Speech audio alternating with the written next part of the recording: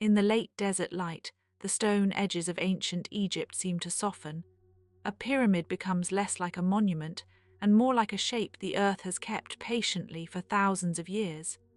A temple wall, worn by wind and time, still holds the memory of paint, of hands, of footsteps, of quiet voices passing through cool corridors. Tonight we can walk slowly through those places, not as visitors in a hurry, but as listeners.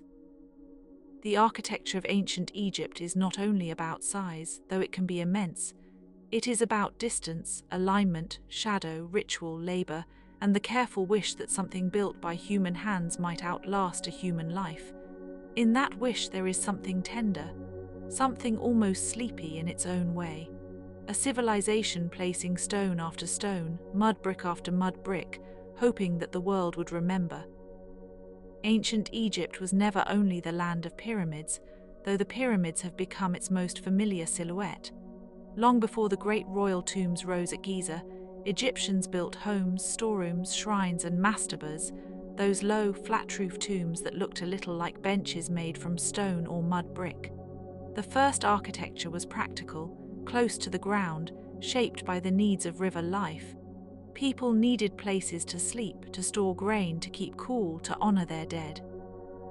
The Nile brought regular flood and fertile soil, and the buildings of Egypt grew out of that rhythm, steady and careful. Mud brick was everywhere. It was simple, local, and honest. Nile silt, straw, water, and sun, pressed into blocks, dried until firm enough to shape a wall. Many houses were made this way, and most ordinary life unfolded in materials that have not survived very well. That is part of the quiet sadness of ancient architecture. The grand stone buildings remain most visibly, while the everyday homes, the courtyards, the kitchens, the stairways where children once ran, are often gone or reduced to traces in the dust. What endures is not always what was most common. Still, even those vanished houses matter. They remind us that Egyptian architecture was not only a matter of kings and gods, it was also the art of living with heat. Thick walls helped keep interiors cool, small windows reduced glare, roofs offered shade. Open courtyards brought in light and air. In a place where the sun could be fierce, architecture became a kind of comfort. It shaped temperature, movement, and daily routine. A building was not just a shell, it was a climate made by people. And then there were tombs, which in Egypt were never merely places of burial. They were houses for eternity, or at least that was the hope. The dead were not imagined as fully gone. They continued in another state, and so they needed rooms, offerings, and a stable place of memory. The mastaba, with its rectangular shape and sloping sides, was one early answer to that need. It held the body below ground and a chapel above, where family members might leave food and prayers. Even here the architecture carried a double life, the visible and the hidden, the surface and the depth beneath. Over time, Egyptian tomb architecture became more ambitious. The step pyramid at Saqqara, associated with the pharaoh Djoser, is one of the oldest great stone structures in the world. It feels almost experimental, as if the builders were learning by doing, stacking mastabas one atop another until a stairway of stone reached upward. The architect Imhotep, whose name still sounds ancient and calm, is remembered for this design. He was later honored as a sage and healer as well as a builder. In him, one can imagine the early union of practical craft and sacred thought. The step pyramid is a place of layers. It stands in a vast complex with courts, walls, shrines, and ceremonial spaces. It was not built as a single isolated mound, but as part of an ordered landscape. That is one of the gentle truths of Egyptian architecture. Buildings were rarely alone. They were often arranged to guide the body and the eye. A person approached, passed through gates, crossed courtyards, and entered increasingly restricted or sacred spaces. Architecture became a slow unfolding. Stone itself changed the story. Mud brick was useful, but stone had a different promise. Stone could endure. Limestone, sandstone, granite, and basalt each had their own texture and weight. Quarrying stone was difficult, and transporting it was a large undertaking. Yet once set in place, stone felt permanent in a way mud brick never could. The decision to build in stone was not only practical, it was symbolic. It made the architecture seem suitable for gods, kings, and the eternal order that Egyptian rulers wished to express. The Great Pyramids of the Old Kingdom are perhaps the most famous expression of that wish. At Giza, the pyramids of Khufu, Kaffa, and Menkaure still rise from the desert, simple in shape and strange in scale. They are huge, but their geometry is calm. Their lines are clear. There is something almost restful about them, despite the labor that built them. A triangle resting in the sand, turning the idea of a mountain into a monument. People often imagine the pyramids as lone structures, but they belong to a broader sacred and administrative landscape. There were mortuary temples, causeways, subsidiary tombs, workers' settlements, and processional routes. The pyramid was the visible center, but it was never meant to stand by itself. It was part of a system of worship and kingship. The king's body, or what remained of it, was prepared for passage into eternity, and the architecture served that passage. The smooth-sided pyramids of Giza replaced earlier step forms, and their surfaces were once finished with polished casing stones that caught the sun. One can imagine the sight in bright daylight, the pyramid not as the weathered shape we know now, but as a brilliant, almost dazzling object. That image feels both familiar and distant. Ancient Egypt is often called the land of stone, but its buildings were once more colorful than the desert ruins suggest. Painted reliefs, bright plaster, and gilded details gave walls a livelier presence. The world was not only beige and gold, it was vivid, and yet even unpainted stone has a kind of beauty. The play of shadow across a carved line, the worn edge of a column, the slight irregularity of hand-cut blocks. These are small things, but they make architecture feel human. The ancient builders were not machines. They worked with rope, ramps, levers, copper tools, and careful coordination. Each block had weight. Each placement mattered. The rhythm of labor, repeated over months and years, becomes part of the building itself. Some of the most calming spaces in Egypt are the temple courts. An Egyptian temple was not simply a place where everyone gathered freely. It was layered, restricted, and ceremonial. The outer spaces might hold festivals and processions, but the inner sanctuaries were often reserved for priests and the divine image. The building led inward, towards secrecy and presence. Heavy pylons formed monumental gateways, courtyards opened to the sky. Hypostyle halls filled with columns created a forest of stone, dim and cool, where light might fall in shafts between the pillars. The Karnak temple complex is one of the most impressive examples of this kind of layered sacred architecture.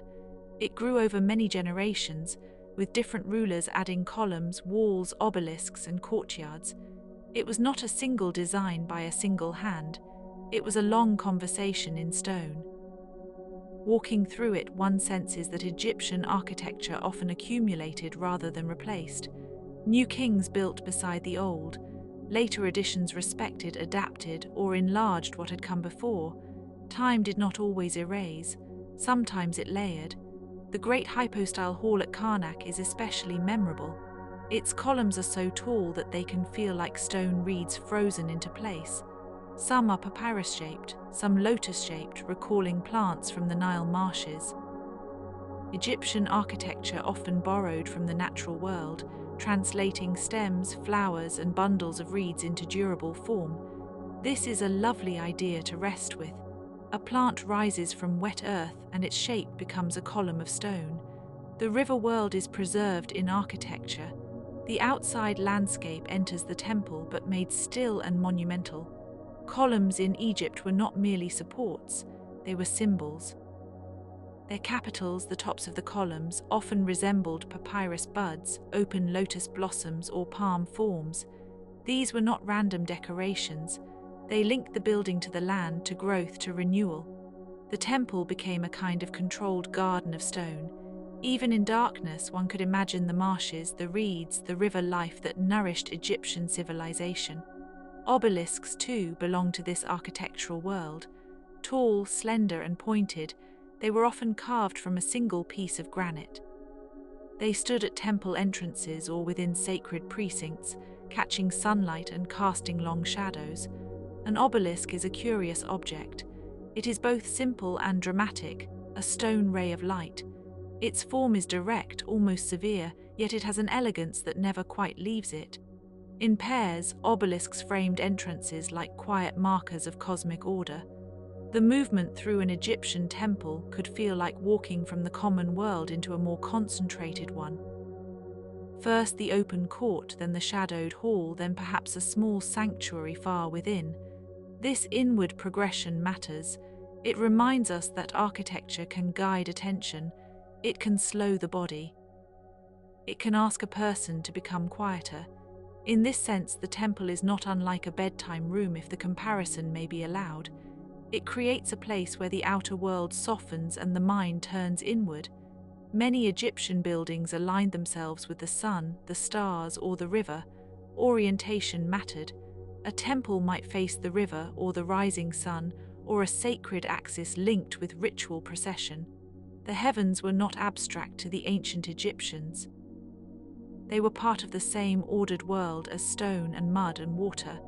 Buildings participated in that order. They were not merely placed on the land, they were positioned in relation to it. Even tombs and temples in the desert often aligned with the cardinal directions or with celestial events. This gave them a sense of precision that still feels elegant today. One does not need to understand every religious belief to feel the care behind it. A doorway facing east, a shaft of sunlight entering a hidden chamber, a corridor leading to an inner room, all these choices suggest a patient attention to motion and time. There is also something very human in the Egyptian relationship with the dead. The architecture of tombs was not only about preserving bodies, though preservation was important. It was about continuing relationship. Offerings could be brought, names could be spoken, images carved on walls could sustain identity. The tomb chapel became a place where memory remained active. In modern life, we often think of buildings as useful or decorative. In ancient Egypt, they were also companions to ritual continuity. Some tombs, especially in the Valley of the Kings, are hidden more than seen. From the outside, the valley appears quiet and almost empty. The entrances descend into the rock. Inside, painted corridors lead deeper, their walls covered with texts and images from the journey into the afterlife. These tombs are not monumental in the same way as the pyramids. They are secretive, inward, and rocky. They suggest another architectural mood, one of enclosure and concealment. The landscape itself becomes part of the tomb. The Valley of the Kings shows a shift in royal burial practice. Instead of huge pyramids, the New Kingdom rulers chose hidden rock-cut tombs in a remote valley. The reasons were practical, symbolic, and perhaps protective. Yet the desire remained the same, to create a place worthy of kingship and eternity. The architecture changed form but not purpose. Again, Egypt seems to like continuity with variation. A familiar idea returned in a new shape. Inside those tombs, the walls are often painted with calm precision. Gods guide the deceased. Boats travel through underworld waters. Gates, guardians, and sacred texts appear in orderly sequence. The painted architecture of the tomb is as important as its carved shape. Relief and color do what stone alone cannot do. They turn the walls into narrative surfaces. They help the dead travel, and they help the living remember. One of the quieter wonders of Egyptian architecture is the relationship between light and darkness. In many temples, the outer areas were brighter, more open, more accessible. The inner spaces grew dimmer. The effect is not unlike moving from noon into evening. The halls seem to absorb light. The columns divide it. A beam of sun might strike a relief on one wall while the neighboring space remains cool and shadowed. This careful use of light is part of the architecture's emotional texture. The ancient Egyptians knew how to use boundaries. Walls separated sacred from ordinary, public from private, visible from hidden.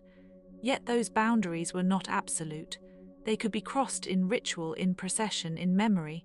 Architecture made thresholds visible. One stepped from one world to another. Even now, stepping through a massive pylon or entering a narrow chamber can create a small change in breathing, a subtle hush of attention. Ancient buildings understand this. They still perform it. Not all Egyptian architecture was grand. Workshops, granaries, ship sheds, administrative buildings, and workers' houses all played essential roles. In places like Deir el-Medina, the village of artisans who worked on royal tombs, we can glimpse a more intimate urban landscape. Houses stood close together. Narrow streets wound between them. The architecture was practical, modest, and lived in.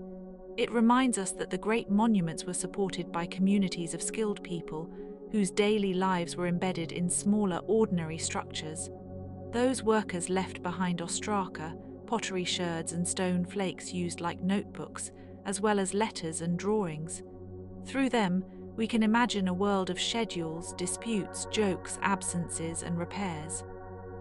The architecture of the famous monuments is only one side of the story. The other side is the architecture of labor, of organization, of supply. Limestone blocks do not move themselves. Granite does not cut itself. Every monument depended on networks of people, tools, food, transport, and planning. The Nile played a large part in all of this. The river was both highway and lifeline. Building materials could be floated on barges. Stone from distant quarries could travel by water when the flood allowed. The river also shaped settlement patterns. Villages, fields, and cities aligned themselves to it. Egyptian architecture, therefore, was never separate from geography. It grew from the river's gifts and its limits. The architecture of Egypt is, in a deep sense, the architecture of living between water and desert. That contrast between river and desert is one of the most beautiful in the ancient world.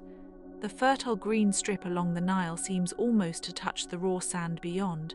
Temples and tombs often stood near the edge of this boundary. The living world was by the river. The dead were often associated with the desert west of the Nile, where the sun set. In that way, geography itself became symbolic. The land suggested ideas about life, death, renewal, and passage. Many Egyptian monuments were built on the west bank for that reason. The sun's daily descent offered a natural image of mortality and rebirth. The West became a realm of endings and continuations. Architecture did not invent these meanings from nothing.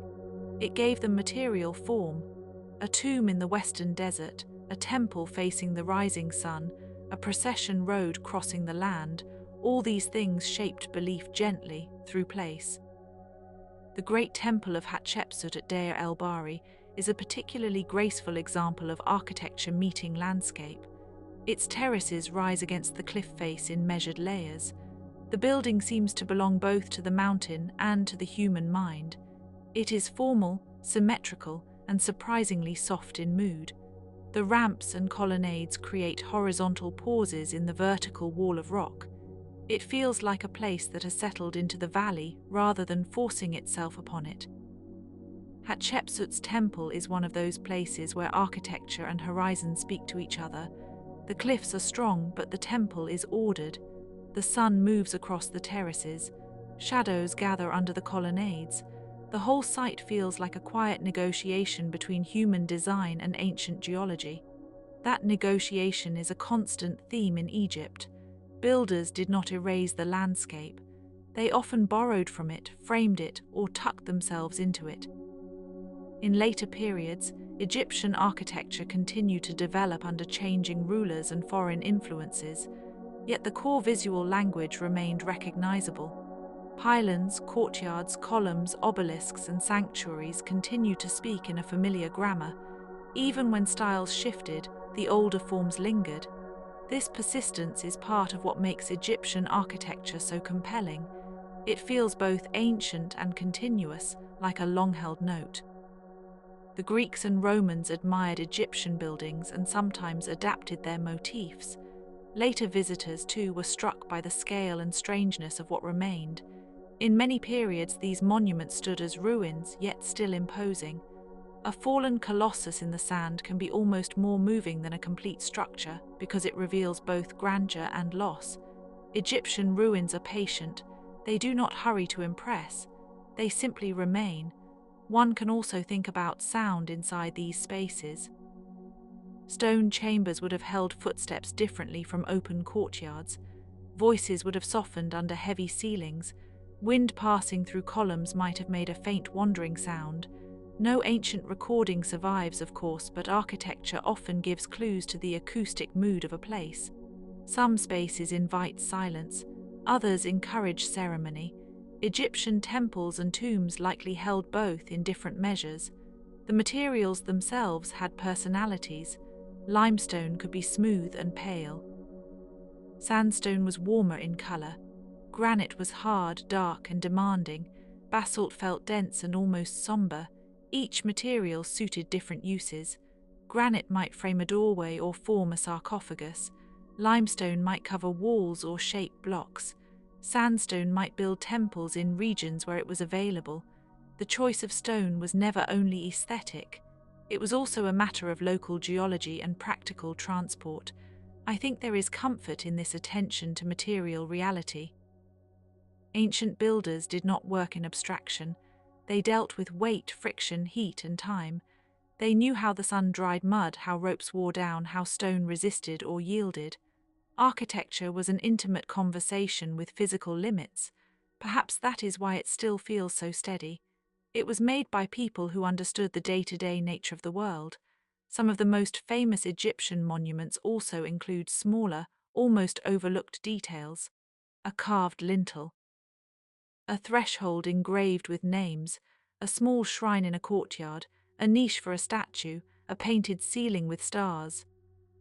These details are easy to pass by when one is thinking only of the grand image, but the smaller elements often carry the quiet emotional work of a building. They are the spots where a hand lingered, where a painter mixed color, where a priest paused. The painted ceilings of tombs and temples can be especially lovely. Stars on a dark background evoke the night sky with a kind of simple dignity. Lotus flowers, geometric bands, and symbolic figures turn the upper surfaces into a calm cosmos. A ceiling is always above us, but in Egyptian art it often becomes meaningful in its own right, a reminder that the room is connected to heaven as well as earth. Doorways, too, matter deeply. In Egyptian architecture, the threshold is never just an opening. It is a transition. It may be framed, inscribed, or raised slightly. It may require a step, a bow, or a turn. Crossing it changes the mood. Even a simple doorway can feel ceremonial if the building around it is arranged with care. This is one reason ancient Egyptian buildings remain so memorable. They choreograph movement without speaking. The scale of many monuments can make the human body feel small, but not necessarily diminished. Sometimes smallness can be restful. Standing at the base of a colossal statue or beside a towering pylon, one is reminded that human beings have always built larger than themselves when trying to honor gods, rulers, or the afterlife. The effect is not only power. It is also reassurance. Something larger has been made and it has stayed. The statues themselves are part of the architecture in Egypt. A temple might not feel complete without images of the king, the god, or protective figures at entrances and within courts. Colossal seated statues, sphinxes, and smaller votive pieces all participated in the sacred space. The architecture and sculpture often blur together. Walls become image surfaces. Figures become thresholds. Stone becomes both structure and presence. The Great Sphinx at Giza is perhaps the most famous of these hybrid forms, part sculpture and part landscape companion. It lies low and watchful near the pyramids, its body merged with the bedrock. The Sphinx reminds us that Egyptian architecture was not limited to rectilinear form. It could also be carved from living stone, drawing shape from what was already there. In a way, it is a building and a creature at once, quiet and enduring. Egyptian builders also understood the importance of enclosure. Courtyards open to the sky, but they are still bounded. Sacred lakes, temple walls, and compound systems created protected interiors. The feeling of enclosure can be deeply calming. It allows the outer world to remain present but distant. One can imagine people in antiquity moving through those spaces in the cooler hours of the day, carrying offerings, speaking softly, feeling the world narrow into a sequence of meaningful places. When we speak of ancient architecture, we often focus on what survives, yet absence is part of the story. Much of Egyptian city life is lost to time. Wooden beams, reed mat roofs, painted plaster, textile hangings, market stalls, and domestic furnishings rarely remain in full form. The monuments that survive are not the whole civilization, only its most durable expressions. That is worth remembering gently. Every ruin points beyond itself to a world that was once more complete.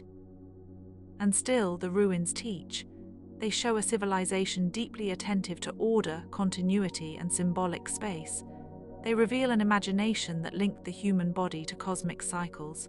They show how architecture can be a language of belief, administration, memory, and beauty all at once. They also show that people, long before us, wanted shade, dignity, orientation, and a place to place their dead. The long history of ancient Egypt architecture stretches across dynasties, kingdoms, periods of growth, change, and sometimes decline.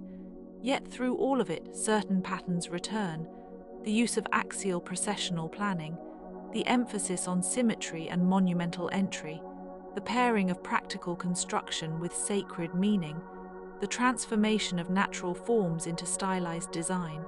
These recurring patterns give Egyptian buildings their distinctive calm.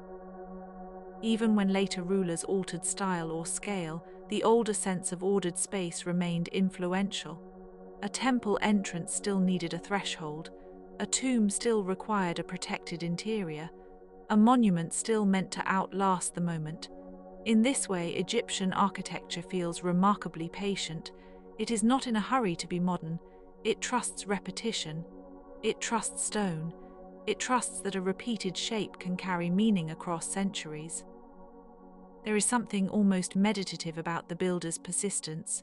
Block after block, wall after wall, courtyard after courtyard, the work itself must have unfolded slowly in heat and dust, in careful coordination. We cannot recover the exact feeling of that labor, but we can imagine the rhythm of it, the clink of tools, the pull of ropes, the sound of water carried to workers, the seasonal pauses when the Nile rose, the long practical patience of construction. Perhaps that patience is one of the deepest gifts of the subject. Ancient Egypt architecture teaches us how human beings once tried to give shape to duration. A house was a temporary shelter. A tomb was a more lasting one. A temple was a place where presence might be renewed. A pyramid was a statement against forgetting. Yet all of them, even the strongest, now stand in time like everyone else. They weather, they crack, they remain, and they change. The sand around them shifts almost imperceptibly. Wind rounds edges, salt rises through stone. Visitors pass, scholars measure, photographs are taken. The buildings continue their quiet life. They are older than most of the languages spoken near them, and yet they still communicate. They speak in proportions, in alignments, in the surviving geometry of walls and columns. If one lingers with them long enough, they begin to feel less like ruins and more like pauses in a very long sentence. So many parts of Egyptian architecture are linked to the sky. The sun, the stars, the moon, and the changing day all found expression in built form. This is perhaps why the monuments can feel so peaceful at twilight. The stone begins to darken. The carvings soften. Shadows lengthen between columns. A pyramid becomes a shape of evening. A temple wall becomes a surface for the last light. The world for a moment seems to settle, and settling too is a kind of architecture. A room settles when it becomes used. A courtyard settles when dust and footsteps and light make it familiar. A city settles when its forms become part of memory. Ancient Egypt's buildings, in their way, have settled into our imagination. We know them as monuments, but perhaps they are also old companions, steady silhouettes at the edge of thought. If you were standing alone near a ruined temple in the late evening, you might notice how the place holds space around itself.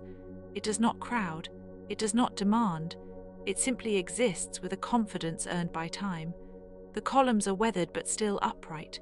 The walls are worn but still legible. The inscriptions, though damaged, still speak of names and offerings and divine forms. Such persistence can feel comforting, even to someone far removed from the ancient world. There is a certain kindness in architecture that lasts. It means someone once believed the future would matter. Someone carved a line that they hoped another person would see. Someone placed a stone carefully and trusted it to remain. Ancient Egyptian builders could not know the full shape of our world, but they knew how to imagine continuity. Their buildings carry that imagination to us quietly across the distance. As the night grows deeper, it is easy to imagine the old river again, moving beside fields and towns, while stone temples and tombs rest on the edge of the desert. The river keeps going. The monuments keep resting. Between them lies the ancient human wish for order, memory, and a place where the names of the dead are not lost too quickly. Architecture can hold that wish in visible form, and perhaps that is the calmest part of this story. Not the scale, not the fame, not even the mystery, though those are present too. It is the simple fact that people once shaped the earth with intention. They made doorways, chambers, halls, and tombs. They arranged stone to receive sunlight. They raised columns like reeds. They built for gods, for kings, for family, for the dead, and for time itself. Tonight those shapes remain in the desert light and in the memory of the world. A pyramid standing alone, a row of columns under a broad sky. A temple wall warm with sunset, a hidden tomb beneath rock and dust. Each one is a quiet record of human patience. Each one invites us to slow down a little, to notice the line of a stone edge, to notice the weight of silence in a hall, to notice how old places can feel not empty but full of lingering care. And so we keep walking slowly through the ancient landscape with no need to hurry. The river is still there in imagination. The desert is still warm. The stone is still holding its shape. The names of pharaohs have thinned into history, but their buildings continue to cast shadows, and those shadows are long, soft, and gentle. At the edge of a temple court, one can almost hear the movement of sandals on stone, then only wind, then nothing at all. The columns stand, the stars appear. The night deepens over the same land where builders once measured out sacred spaces with rope and line and careful hands. In that long quiet, architecture becomes a kind of memory you can stand inside. And now, as the thought of temples and pyramids drifts more softly into the dark, let it be enough to imagine one last room, one last column, one last pale block warmed by the day and cooling in the night. The ancient builders are gone, but their shapes remain, resting calmly under the sky, as if the desert itself were keeping watch.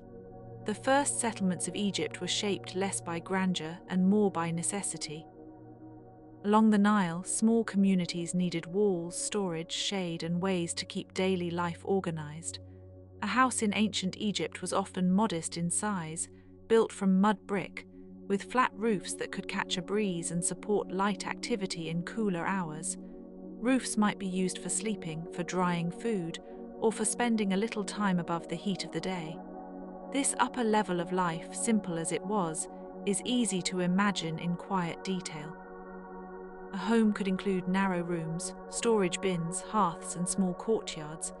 The interiors were generally private and practical, shaped by family needs rather than display. Some homes had whitewashed walls to reflect sunlight. Others were arranged around a central space that admitted light and air. In this domestic architecture, we can see the same Egyptian concern with comfort and order that appears in larger monuments, though on a smaller and more intimate scale. It is interesting that so much of this everyday architecture has vanished. Mud brick returns to dust more easily than stone, and wooden elements decay as well. Yet archaeology can still trace house foundations, street plans, and room divisions. These traces are humble, but they matter. They show that ancient cities were not only ceremonial landscapes, they were lived-in places with patterns of movement, conversation, and routine. People passed through them carrying baskets, water jars, linen, bread, and reed bundles. The town of Amarna, built during the reign of Akhenaten, gives one of the clearest glimpses into an ancient Egyptian urban plan. Though the city was short-lived, its remains reveal houses, workshops, palaces, and roads laid out with deliberate care. The buildings were not monumental in the way the temples of Karnak or Luxor were monumental, but they are important because they show the shape of daily life. Even a temporary capital had to be organized, supplied, and inhabited. Architecture served administration as well as belief. At Amarna, one can see a different mood from the more traditional sacred centers. The city was associated with a religious change centered on the sun disk, Aten. That shift affected temple design, with more open-air spaces and less emphasis on deep, enclosed sanctuaries. The architecture became more exposed to light. The change was significant, but also temporary. After Akhenaten's period, Egypt returned to older forms in many ways. Still, the site remains fascinating because it shows that architecture can reflect changing ideas without losing its deep roots. This is one of the soft puzzles of Egyptian history. A style can shift, a ruler can come and go, a religious emphasis can change, but the land remains, and so do certain visual habits. Courtyards, axial approaches, gateways, and symbolic spaces reappear across time. The builders were not starting from nothing each generation. They were inheriting a language and adjusting it. That continuity gives Egyptian architecture its particular calmness. Another interesting feature is the role of water. Though we think of Egypt as a desert civilization, water was always near in the broader sense, whether through the Nile, canals, basins, or temple lakes. Sacred lakes sometimes stood within temple precincts, reflecting the sky and serving ritual functions. These still waters would have contrasted with the stone around them. Water in architecture can soften a site, offering light reflection and a cooler visual rhythm. In a land of heat, this mattered a great deal. Temple lakes and sacred pools also remind us that Egyptian architecture was not purely about verticality and mass. It included surfaces, reflections, and sequences of stillness. A pool beside a temple wall could turn the building into a mirrored form. The sky doubled. The structure seemed to hover between earth and its reflection. This is the kind of detail that lingers in the mind, perhaps because it feels almost like a dream, but one made from stone and water. The craftsmen who carved and painted these buildings were highly skilled. Relief carving required precision. Hieroglyphs had to be arranged with care, both for meaning and for appearance. A wall covered in carved signs is not just text, it is design. The balance of figures, the flow of lines, the spacing of symbols, all contribute to the visual rhythm. To stand before such a wall is to see language become architecture. Words are built into the stone. Hieroglyphs often appear to move, even when they are fixed. Birds, serpents, eyes, reeds, hands, and seated figures gather into patterns that feel both legible and ornamental. The inscriptions identify gods and kings, record prayers and dedications, and organize space around meaning. They remind us that for the ancient Egyptians, writing and building were not fully separate activities. Both created ordered worlds. Some buildings were dedicated to queens, others to gods, and others to administrative work. The diversity of function is useful to remember. Egyptian architecture was not one single style repeated without variation. It was a family of forms. Palaces might use courtyards and colonnades. Temples emphasized sacred sequence. Tombs protected memory. Houses served everyday needs. Granaries stored grain in times of abundance. Boat houses supported movement on the river. Each form had its own logic, and yet all of them in one way or another shared a concern with threshold and enclosure. A granary needed protection from moisture and theft. A palace needed hierarchy. A tomb needed separation from the living. A temple needed a boundary between ordinary space and sacred presence. In Egypt, architecture often began with the question of how to create a meaningful interior. That question remains familiar today. We still ask how to build places that feel protected, ordered, and aligned with our lives. Ancient Egyptian buildings answer in stone and mud brick. They offer a long, calm example of human attention. They show that shelter can be beautiful, that beauty can be functional, and that function can be sacred. The desert itself seems to encourage simplification. Out there, lines are clear, horizons broad, and shadows distinct.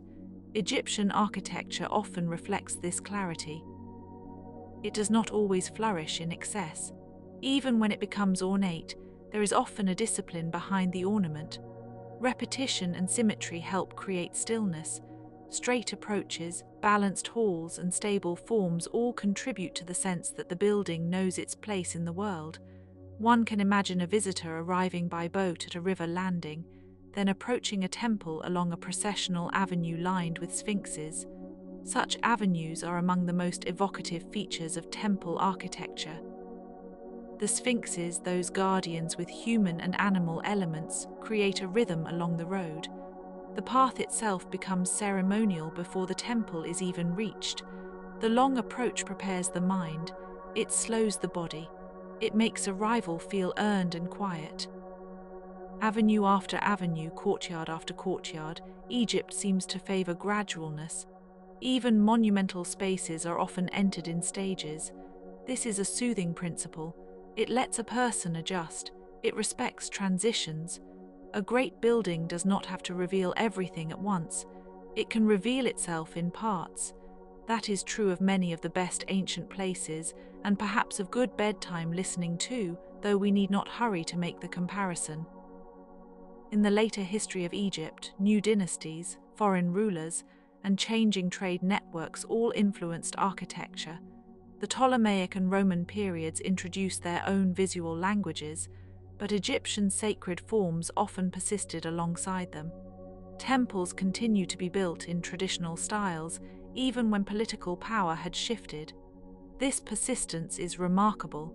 It suggests that architecture can preserve a cultural voice even under changing administration. The Temple of Horus at Edfu is one of the best preserved examples of a later Egyptian temple built in a traditional style.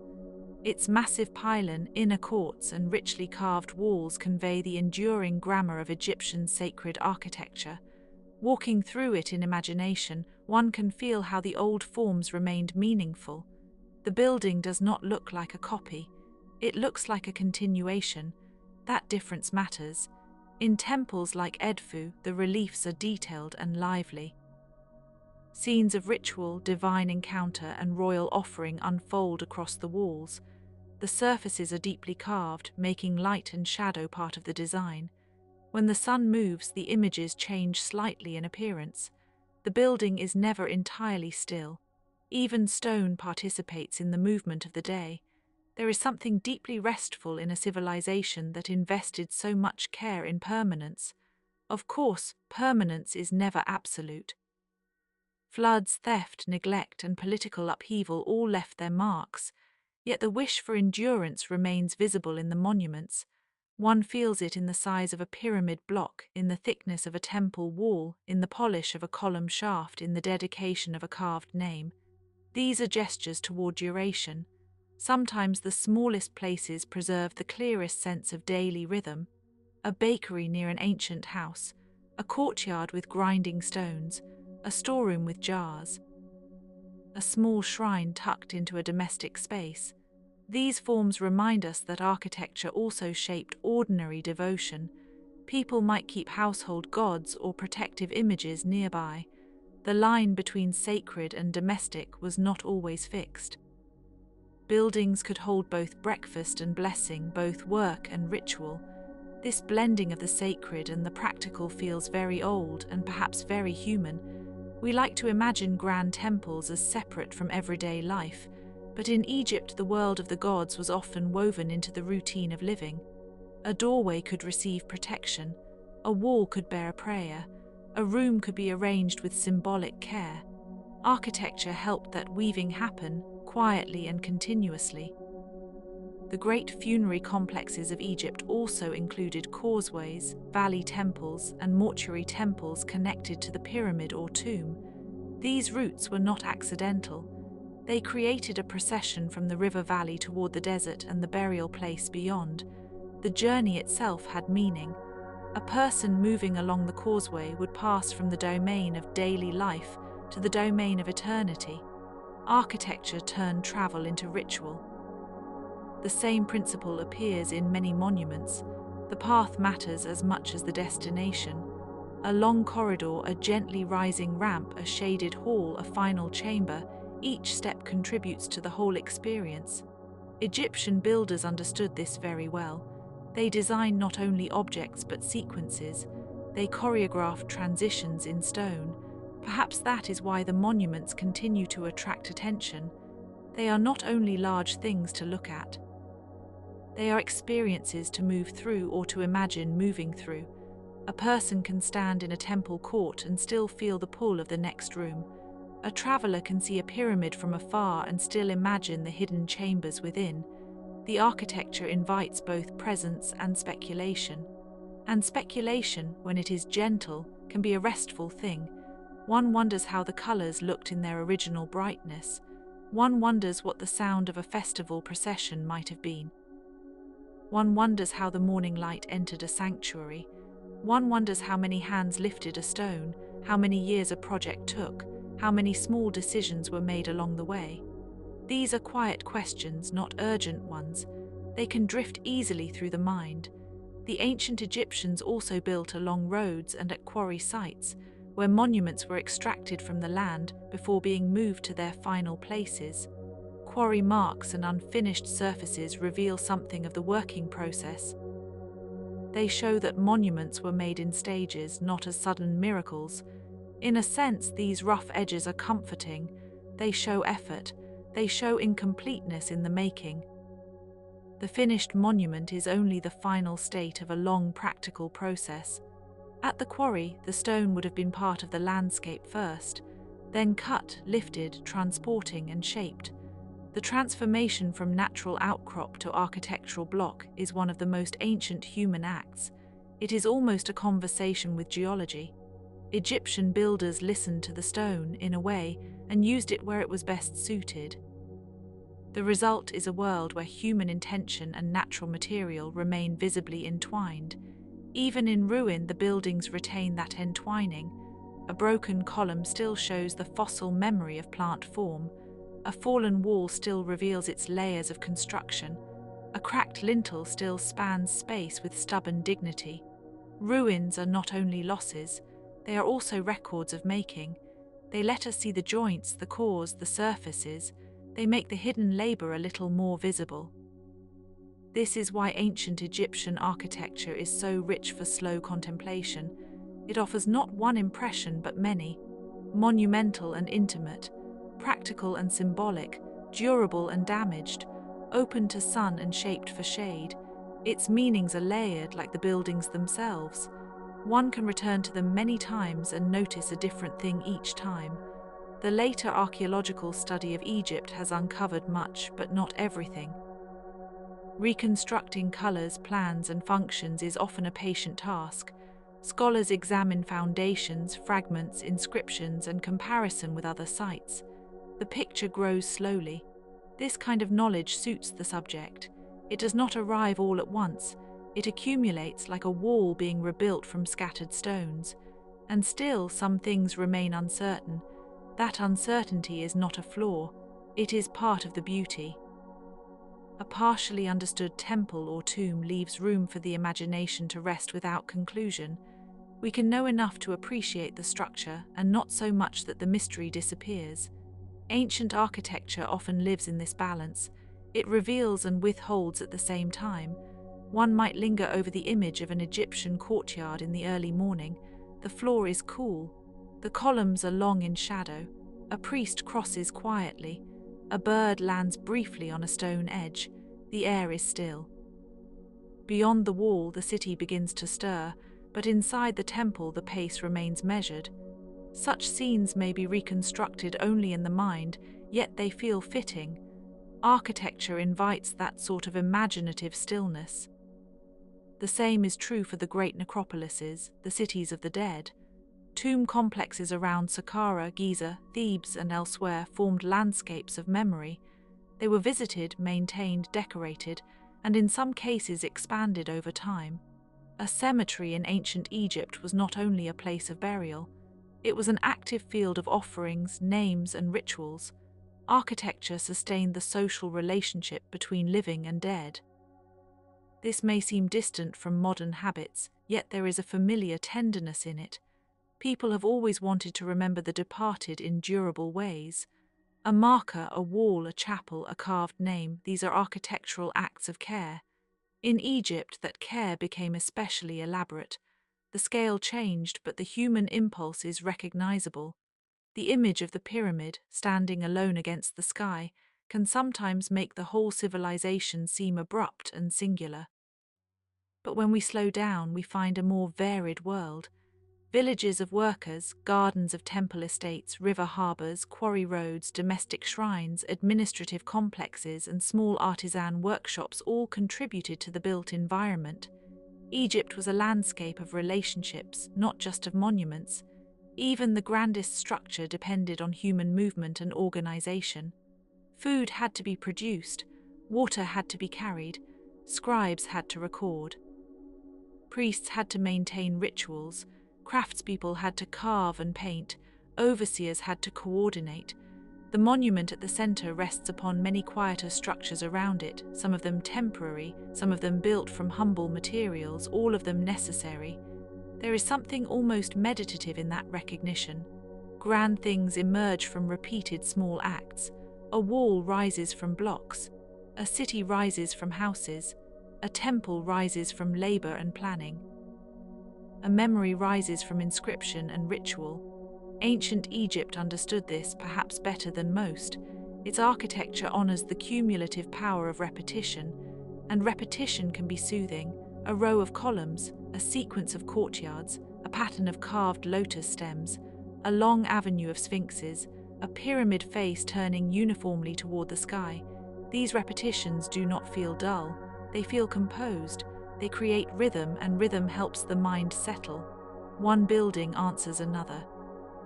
One space prepares for the next. The whole landscape moves at a calm, deliberate pace.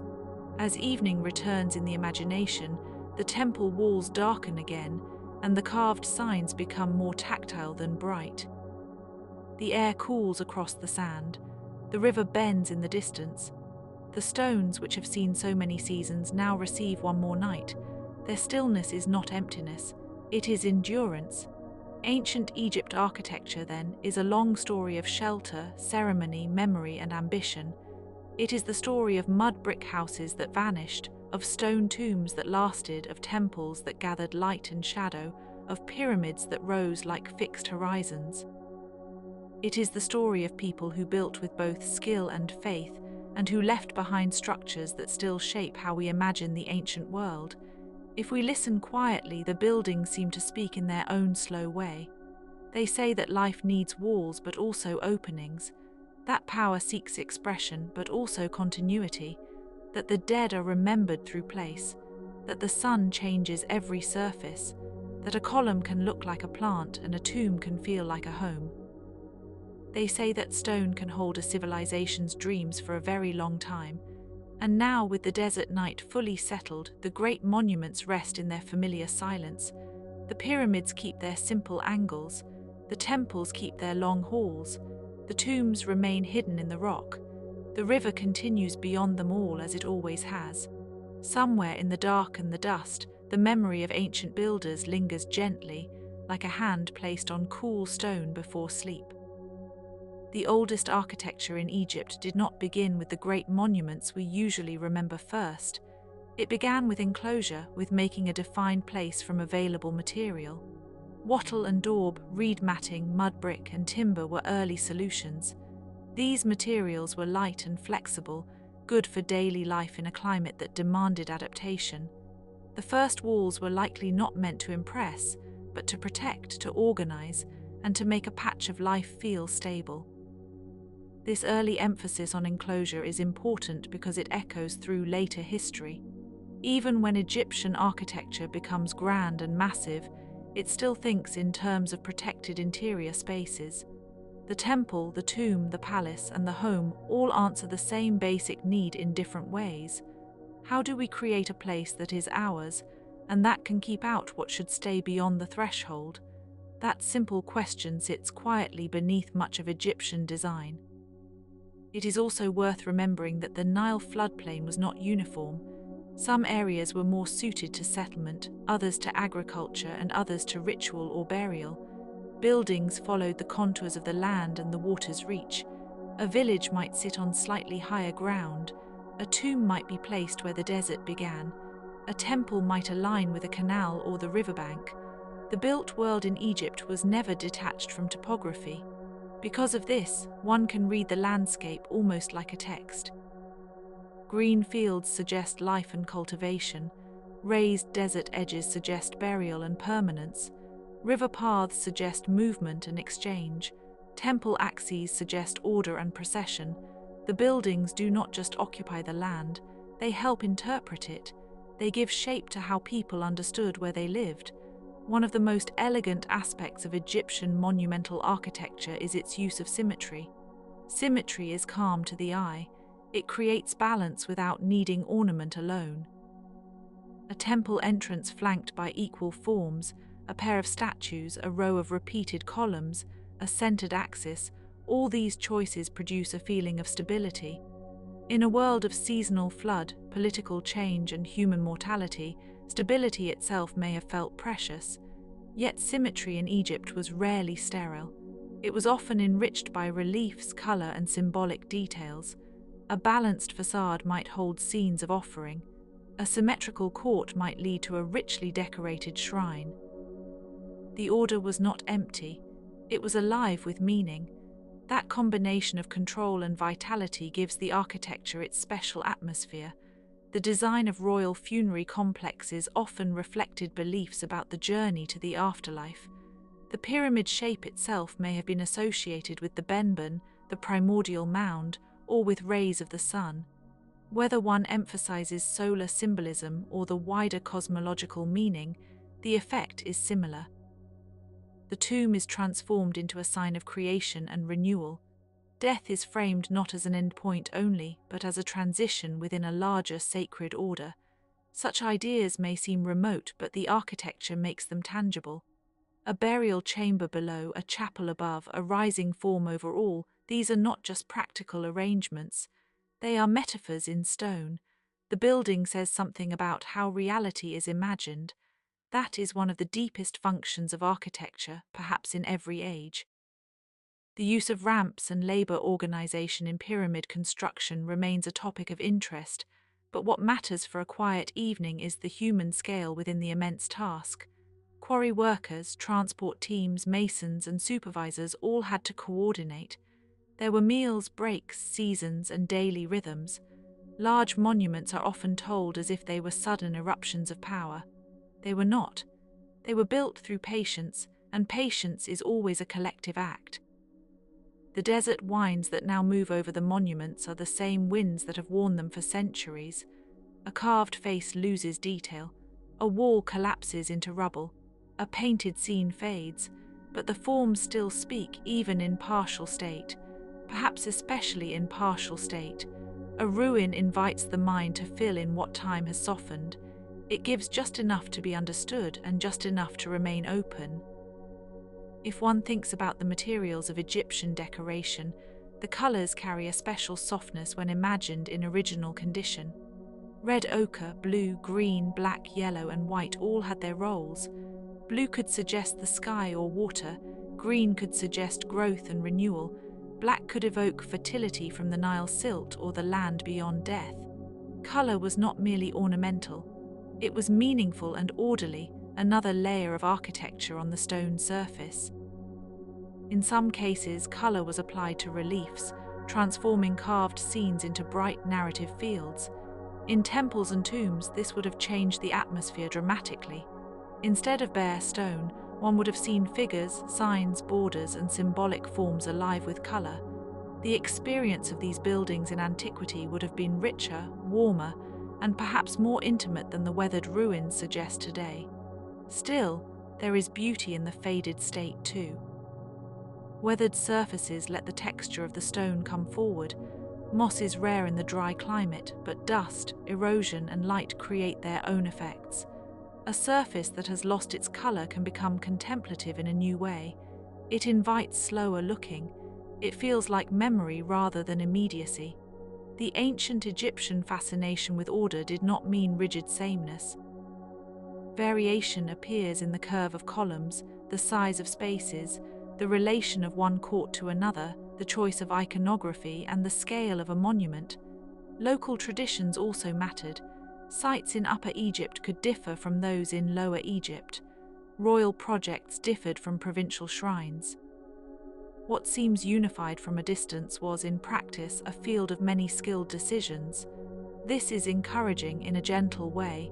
It means even a civilization known for grandeur was shaped by adaptation. Builders responded to site, material, function, and patronage. They were inventive within tradition. They did not merely repeat, they adjusted. The result is a body of architecture that feels coherent without being monotonous. One may also notice the role of sacred animals and composite forms in architectural settings. The Sphinx, as already mentioned, is only one example. Falcon imagery, cow-headed capitals in later periods, serpent symbols, and protective deities all found places in built environments. They stood for guardianship, power, fertility, or divine presence. The architecture becomes populated, in a sense, by meanings that are partly animal, partly human, and partly cosmic. In some temple reliefs, the king offers to a god or receives life and power from a divine figure. These scenes reinforce the political and spiritual role of the building. The temple is not neutral, it performs legitimacy. It affirms relation between ruler and deity. Yet even here the imagery is calm, formal, and restrained. The gestures repeat. The figures face one another in balanced composition. The effect is ceremonial rather than dramatic. That ceremonial quality is one reason Egyptian architecture is so soothing to contemplate. Even when it is immense, it tends toward composure. It rarely feels chaotic. There is an underlying order in the arrangement of parts. This order likely reflected both aesthetic preference and religious conceptions of harmony, mart, the principle of balance, truth, and rightness. Buildings were expected to participate in mart, to embody a proper relation between elements. This is a profound idea. A building can be a moral form, not just a physical one. Its proportions, orientation, and function can express a larger vision of the world. In ancient Egypt, architecture helped make order visible. It turned philosophy into place. Perhaps that is why so many of the buildings still feel meaningful, even when the original rituals are gone. One of the quiet pleasures of studying these structures is noticing how much they are tied to time of day. Morning light enters one way, noon another, evening another. Shadows move over carvings. A colonnade seems to change character as the sun slides west. A pyramid can look severe in bright light and almost soft at dusk. Ancient builders may not have spoken of their monuments in such poetic terms, but they clearly understood the importance of solar movement. Processional festivals also gave buildings a temporal rhythm. Certain days brought images of gods out from their sanctuaries and through the temple grounds. The architecture supported these movements. In that sense, a temple was not a static object. It was a stage for recurring events. Time gave it life. As the ages passed, some buildings were dismantled for later use. Stone was repurposed. Blocks were reused in new constructions. This recycling, while sometimes lamented by modern observers, was part of ancient practice. A stone had value. It could serve again. The reuse of materials means that Egyptian architecture is also a layered history of construction and reconstruction. The past sometimes literally became part of the new wall. This gives the ruins an additional depth. They are not only what one era made and another left alone, they are composites. A monument may contain blocks from earlier structures, repairs from later periods, and restorations from modern times. The building becomes a palimpsest of human attention. It carries many centuries in its body. For a bedtime listening experience, such thoughts can be especially restful because they encourage slow continuity. Nothing has to conclude quickly. A wall can hold old stones and new ones. A city can be built upon a city. A temple can be expanded over generations. History, like architecture, often accumulates more than it replaces. Even the surviving fragments have dignity. A broken obelisk lying on the ground still indicates the shape it once meant to have. A toppled statue still carries the posture of kingship. A doorway without a roof still suggests passage. The ruin is incomplete, but it is not meaningless. It is a sentence with some words missing, yet still understandable. Near the end of many visits to Egyptian sites, one often feels the desert's silence as much as the monuments themselves. The silence is not empty, it is spacious. It allows the eye to rest on lines and textures. It permits the mind to wander gently between fact and imagination. That wandering is perhaps the best way to meet these buildings, not with haste but with patience. Ancient Egypt architecture remains compelling because it is at once familiar and remote. We recognize a house, a wall, a column, a corridor, a tomb, a temple, yet the arrangements, meanings, and scale are different enough to feel wondrous. The civilization used forms that are understandable and then gave them extraordinary resonance. That is a rare achievement. So let the pyramids remain as distant triangles in the dusk. Let the temples hold their cool columns, let the tombs keep their painted darkness, and let the mud-brick towns rest beneath the sand where the river once reached. The long history of Egyptian architecture continues in fragments, in silhouettes, in inscriptions, in ruins touched by light. It is a story of human hands making shelter for the body, honor for the dead, and a visible place for the sacred order of the world. And now, as the last thought softens, imagine the stone itself growing quieter. The wind lowers, the shadows lengthen, the desert gives back the day. A temple doorway stands open to the night, and beyond it only stillness and stars, and the patient memory of what was built. In the oldest Egyptian landscapes, before the grandest temples and before the largest pyramids, there were boundary markers, cemeteries, and simple shrines. These early forms are easy to overlook, but they are where many architectural ideas begin. A marked place can become sacred. A low wall can become a threshold. A small chapel can become a focus for memory. The ancient Egyptians were patient with such beginnings. They let forms grow over time. One of the most interesting aspects of Egyptian architecture is how often it uses a measured axis. The axis gives direction. It invites the body to move in a straight line, or at least to feel that line even when other features decorate it. In a temple, the axis may lead from open light into a more enclosed center. In a tomb, it may descend inward. In a palace, it may organize authority. The axis is a quiet form of guidance. This guiding quality does not feel harsh in Egypt. It feels ceremonial and steady. The buildings seem to say, walk here, pause here, look here. They create a sequence of attention. In that sense, they are like a carefully paced story, though a very old one. Each space prepares for the next, and each next space slightly deepens the first. The proportion of spaces matters too. A large courtyard creates breadth. A narrow corridor compresses it. A high hall lifts the gaze. A low chamber draws it down. Egyptian architecture uses these effects with a kind of intuitive skill. The result is emotional without being loud. One feels the shift in the body before one names it in thought.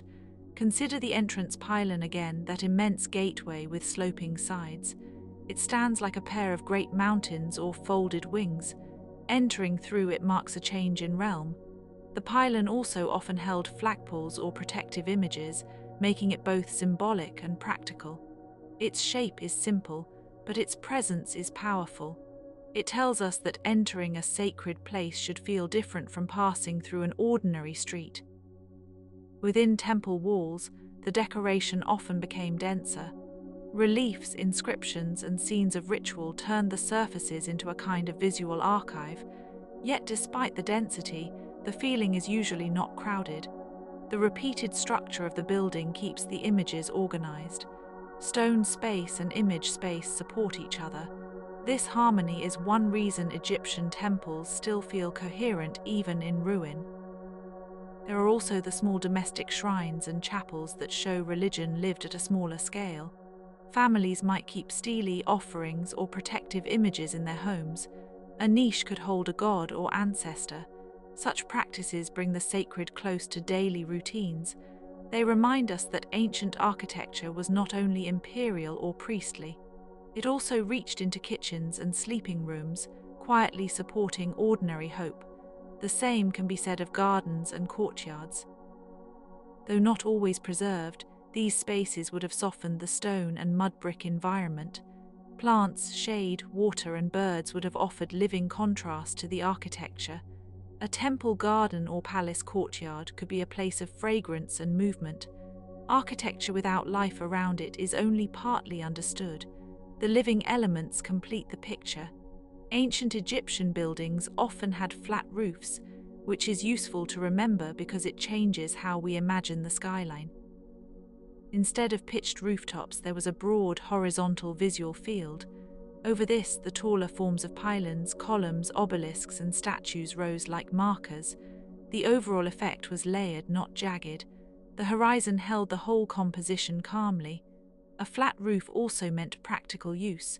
People could sleep there in warm weather, dry grains, or watch the sky. Roof life is a lovely, underappreciated part of ancient domestic architecture. It brings the sky into the ordinary schedule. On a hot evening, one can imagine families gathering above the rooms, while the mud brick walls below keep some of the day's heat out. It is a small human image, but an important one. The quiet beauty of Egyptian architecture also lies in its relationship to scale. Some monuments are immense, yet many details are intimate. A tiny carved figure tucked into a larger composition, a narrow stairway, a small offering table, a lintel inscribed with names. This oscillation between large and small keeps the buildings from feeling one-dimensional. They operate at multiple human distances. A person might first see a pyramid from afar, then later notice the mortuary temple beside it, then the fragments of small mastabas around it, and finally the quarry marks on a block nearby. The more one looks, the more the site reveals itself as a collection of scales and intentions. That is the pleasure of studying old architecture slowly. It never becomes exhausted in one glance. The ancient Egyptian concern for preservation was especially strong in burial practice. Mummification itself is not architecture, of course, but it is closely related in spirit. Both involve care for form over time. The tomb protects, the body is prepared, the name is remembered, the image is carved, the offering is repeated. Architecture becomes part of the wider effort to keep identity legible beyond death. From that perspective, a tomb chamber is not only a room, it is a promise of continuity. A temple is not only a house for a god, it is a maintenance of presence. A monument is not only a display, it is a statement that someone believed memory should endure. These ideas do not have to feel solemn, they can feel gentle, almost tender. The ancient Egyptians also knew the value of visual repetition in relief and painting. Repeated bands, repeated figures, repeated offerings, repeated symbols all create stability. Repetition helps organize spiritual and practical meaning. It makes the wall easy to read and it makes the building feel composed. The eye rests in repetition. The mind does too, yet every repeated element still carried variation. No two carved blocks are exactly alike. No hand is perfectly identical to another. The human trace remains visible. Sometimes a line wavers slightly, sometimes proportions shift. These little imperfections are not defects, they are evidence of life. The monument breathes through them. There is an enduring fascination with the engineering of pyramids, but one can also admire the less famous engineering of drainage, foundation leveling, stone transport, and load distribution in temples and palaces. Ancient builders had to think carefully about how weight moved through a structure. They had to deal with the ground, the water table, and the long-term effects of weather. Good architecture survives partly because it is physically intelligent. The Egyptians were especially attentive to foundations in some settings. Where a monument sat near water or on unstable ground, adjustments were necessary. Leveling might involve fill, cut stone, or careful survey work. Precision mattered even when tools were simple. That precision, repeated over generations, becomes part of the civilization's visual calm. As we move slowly through this history, there is no need to force a conclusion. Ancient Egypt architecture is not a puzzle with one answer. It is a long record of changing forms, same and different solutions, and a deep cultural investment in place. It gave the dead a dwelling, the gods a house, the king a horizon, and the living a structured environment in which to work and rest.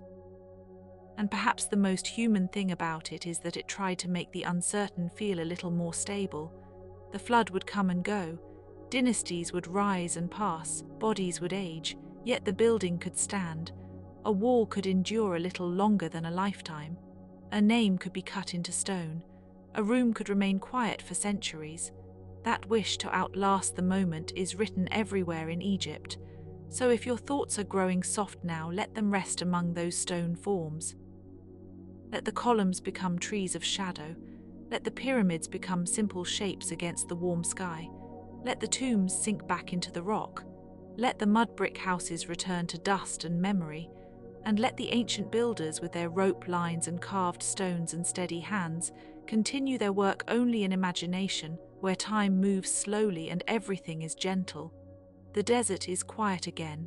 The river is far away. The monuments remain, and then they remain a little more. Their shadows merge with the evening. Their surfaces cool. Their names settle into the long, unhurried silence of history. And there, in that silence, ancient Egypt architecture continues to keep watch softly across the night. And as the silence deepens, it can be comforting to think that the monuments of Egypt were never only meant for a single moment of looking. They were made to be approached slowly. The path to a temple could unfold step by step, with courts, gateways, pylons, and sanctuaries arranged like a quiet sequence of thresholds. The body had to move through space in a measured way. The mind perhaps followed along. In that sense, Egyptian architecture was not only seen, it was experienced as a gradual passage from the open world into something more enclosed, more protected, and more still.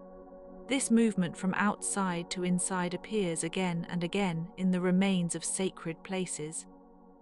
At the outer edge there may have been broad courts where sunlight lay freely on the floor. Beyond them the air grew softer, the walls grew higher, the light narrowed, columns multiplied, reliefs became more intimate, more densely arranged. At the deepest point in the most restricted chamber, the presence of a deity or a sacred image would have been kept in near darkness. The architecture itself seems to teach quietness. It lowers the voice of the world as one moves inward.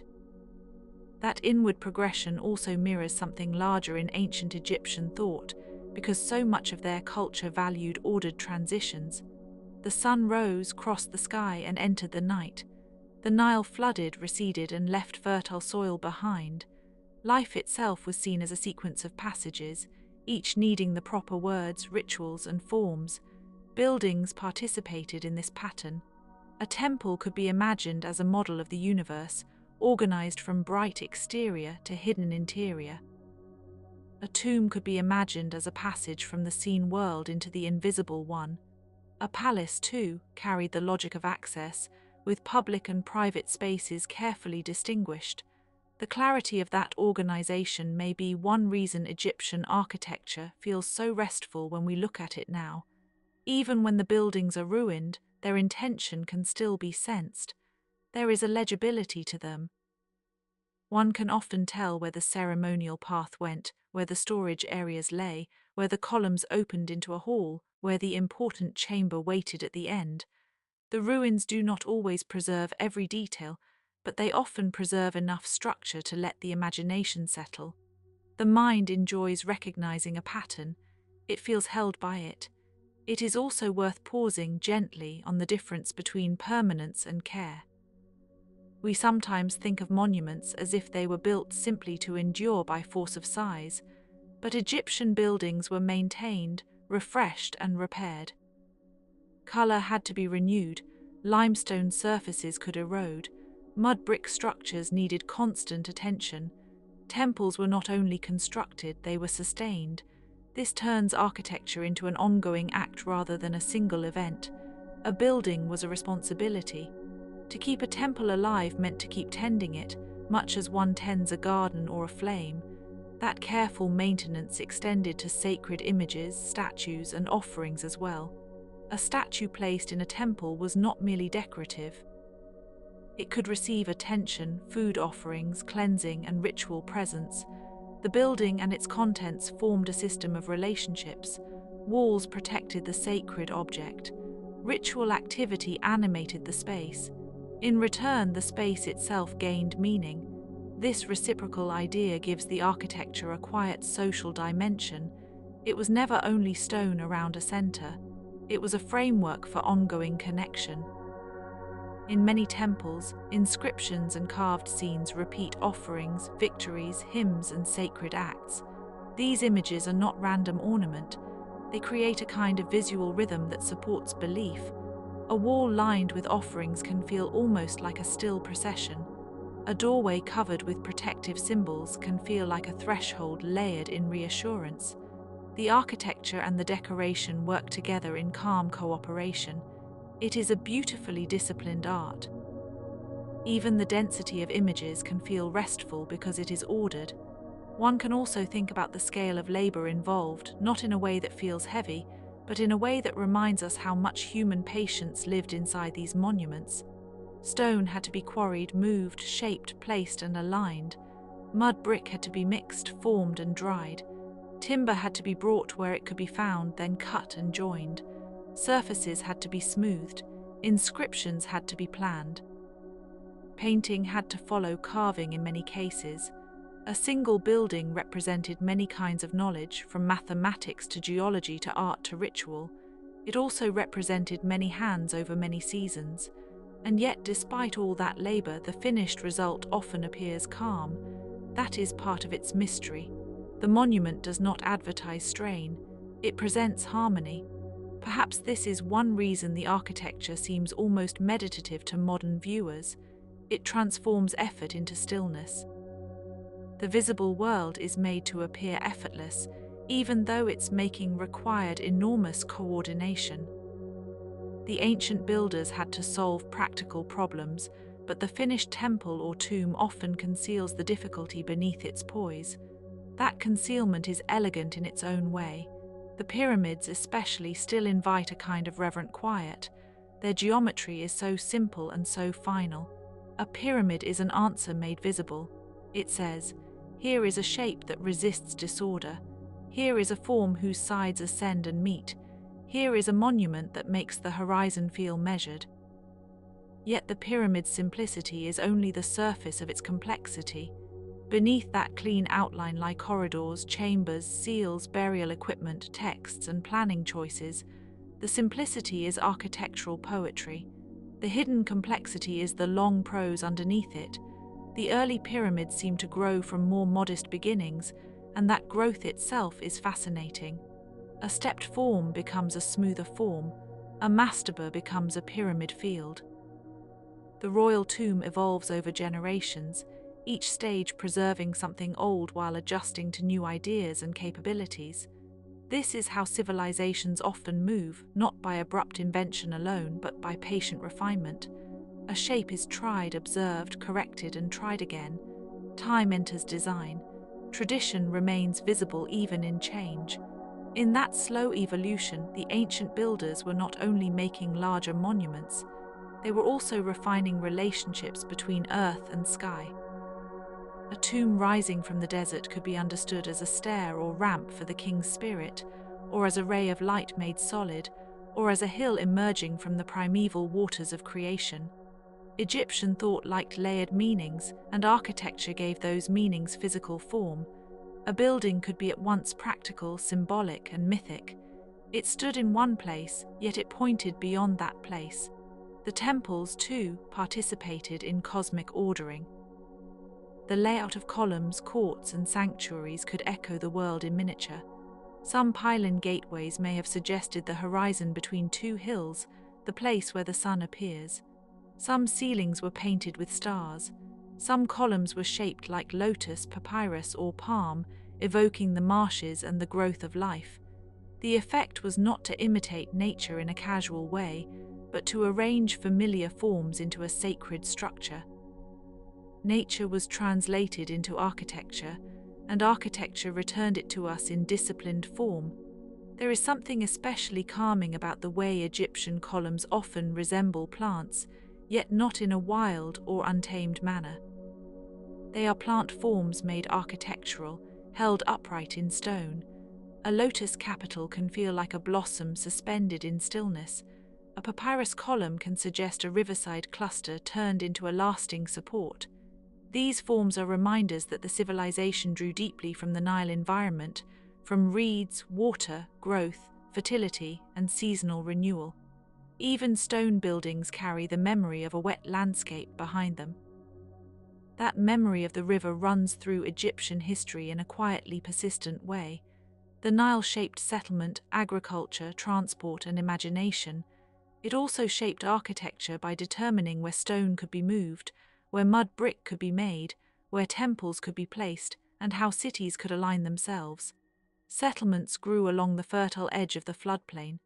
The desert provided burial places and quarry sites.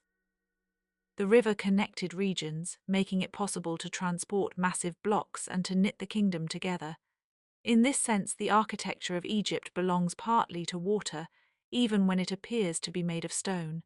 The contrast between stone and mud brick is also worth savoring. Stone was durable, ceremonial, and associated with permanence. Mud brick was practical, flexible, and suited to domestic or administrative use. Most people lived with mud brick architecture, not monumental stone. That distinction gently reminds us that the great temples and pyramids were only one layer of ancient Egyptian life. Beyond the grand walls were households, workshops, granaries, and streets. The civilization was not made only of monuments. It was also made of ordinary rooms where people cooked, wove, stored grain, and spoke softly with one another at the end of the day. The homes of ancient Egypt were less likely to survive because mud brick weathers and dissolves more easily than stone. But through archaeology, some traces remain. Small house plans, storage bins, pottery fragments, and domestic courtyards help us imagine daily life. One can picture low tables, baskets, sleeping mats, jars of grain, and narrow stairways leading to roof spaces where air moved more freely. Such details make the civilization feel near and human. The great monuments are only one side of the story. The quieter, less durable side is also essential. In the same way, the work of artisans reveals a different kind of ancient Egypt. Carvers, painters, scribes, jewelers, and carpenters contributed to the built environment. An inscription on a wall may look serene, but it was produced through trained skill. A painted ceiling required knowledge of color and balance. A wooden shrine involved joinery and finish. A decorative panel could be both beautiful and technically precise. The civilization's visual order depended on many specialists whose names are often lost, though their work remains. There is something touching in that anonymity. Their hands continue speaking through the objects they made. Some of the most remarkable surviving architecture comes from places dedicated to memory rather than display. Tombs in the Valley of the Kings, for example, are largely invisible from outside. The entrance can be modest, the interior elaborate. The chambers descend, turn, and deepen into the rock. Walls are covered with texts and scenes intended to guide the dead through the underworld. These tombs feel like private metaphysical landscapes. They are not public monuments in the same way as pyramids. They are hidden narratives carved into stone. The texts within those tombs are among the most intriguing remnants of ancient thought. They include spells, divine figures, gates, boats, and transformations. The deceased is guided, protected, and reborn through the night journey of the sun and the mysterious regions of the afterlife. It is difficult to read these texts without sensing both fear and hope. They address uncertainty with careful language. They do not erase mystery. They organize it. That organization is part of their comfort. And then there are the coffins themselves. often painted with bands of protective text and symbolic imagery. The coffin becomes a smaller architecture within the larger architecture of the tomb. It is another enclosure, another layer of shelter. The body is wrapped, placed within a case, then within a chamber, then within a mountain or desert cliff. The repetition of enclosure suggests a deep desire to safeguard transition. Nothing is exposed without reason. Everything is nested. Even the burial goods reflect this careful nesting of meanings. Shapti figures, canopic jars, amulets, furniture, food offerings, and model objects all contributed to the imaginative continuity of the deceased's life. These items were not random accessories. They formed a kind of portable order. Each object had a role, and each role made the next stage of existence feel more habitable. There is a tenderness in that. The ancient Egyptians were trying to make eternity more manageable, more domestic, more familiar. Temples, meanwhile, often contained storage areas, workshop spaces, libraries, and records. They were not only places of worship, they were economic and administrative centers as well. Grain, offerings, textiles, and equipment could pass through them. Priests and attendants maintained schedules and records. The sacred and the practical were closely intertwined. This may seem surprising at first, but it fits the Egyptian habit of not separating functions too sharply. The temple was both holy and useful. The sacred order had practical consequences. That practicality can be seen in the design of festival routes too. At certain times, divine images could be carried from one place to another in ceremonial processions. The architecture of the city or temple precinct had to accommodate movement, crowds, visibility, and pause points. Sacred life was not always hidden. Sometimes it moved through public space, briefly bringing the hidden into view. Those moments must have felt special, almost luminous. A god's bark borne in procession, surrounded by chanting and offerings, would transform familiar streets and courts into a living ritual path. Such processional architecture creates a gentle sense of anticipation. One moves from gate to gate, from court to court, and each stage suggests that another stage remains ahead. The effect is similar to slowly opening a sequence of rooms. The destination matters, but so does the pacing. Ancient Egyptian sacred architecture understood pacing well. It gave the body time to adjust. It let reverence accumulate. It made arrival feel earned but not hurried. Many Egyptian buildings also use symmetry to soothe the eye. Flanking towers, paired statues, balanced courtyards, and centered doorways all contribute to a stable visual field. The world can feel less restless when a structure is composed with such balance. Symmetry is not the only path to beauty, but it is a powerful one when paired with strong horizontal lines and measured proportions. The result is often a sense of composure. Nothing seems to tilt too far, nothing seems accidental. The building stands in equilibrium with itself, and yet behind that equilibrium there was always change. Dynasties rose and fell. Religious emphases shifted. Foreign rulers sometimes adopted Egyptian forms, and Egyptian forms sometimes absorbed foreign influences. The architecture changed too, though not always dramatically. A style might linger in one region while evolving in another. Materials available in one era might differ from those in another. The built environment is a record of all these shifts, even when the changes are subtle. A roofline, a column shape, a decorative motif can preserve a whole historical moment. This is why archaeology feels so quietly absorbing. A fragment of stone can reveal an entire sequence of decisions. The thickness of a wall may indicate one construction phase. The style of a carving may place a monument in a broader historical arc. The marks of tools can tell us how a block was worked. The orientation of a building can suggest religious or astronomical concerns.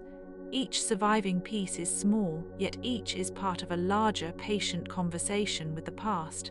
The ruins are not mute, they are simply speaking slowly. Some of the most serene ancient Egyptian remains today are not the grandest, but the most weathered.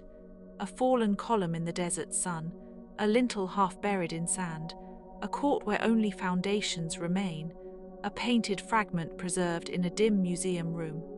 These partial survivals can be especially moving because they leave room for imagination without demanding too much of it. They invite the mind to complete what is missing, gently and without urgency. The imagination lowers its voice in the presence of ruins. There is also a special quiet in the fact that sand itself has acted as both destroyer and protector. It wears monuments down, yet it can also cover them, preserving color and shape beneath a soft accumulation. The desert is never simply empty. It is active in its own unhurried way. It shifts, buries, reveals, and erases.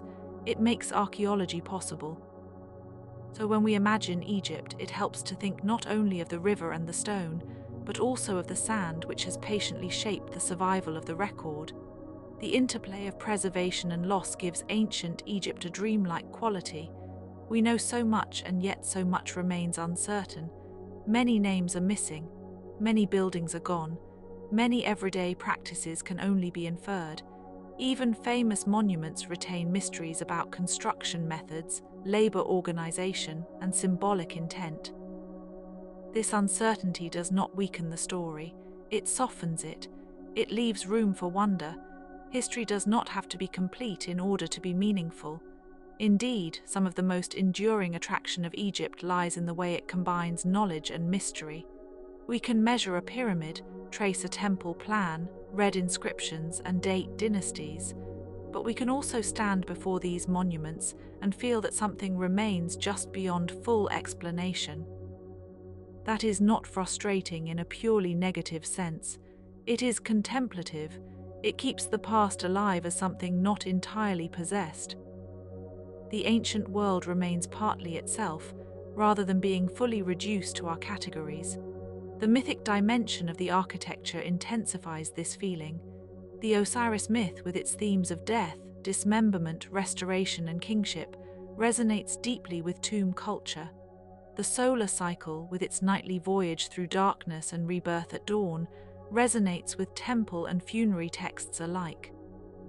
Deities associated with creation, protection, and order appear in inscriptions and reliefs, as if the walls themselves are participating in mythic time. The architecture is not just near these stories. It is built in their image. When a temple's ceiling is painted with stars, it is easy to imagine the building as a sheltered fragment of sky. When a tomb corridor is filled with protective figures, it feels like a passage through a carefully guarded night. When a pyramid points upward from the desert plain, it can appear as a grounded mountain of aspiration.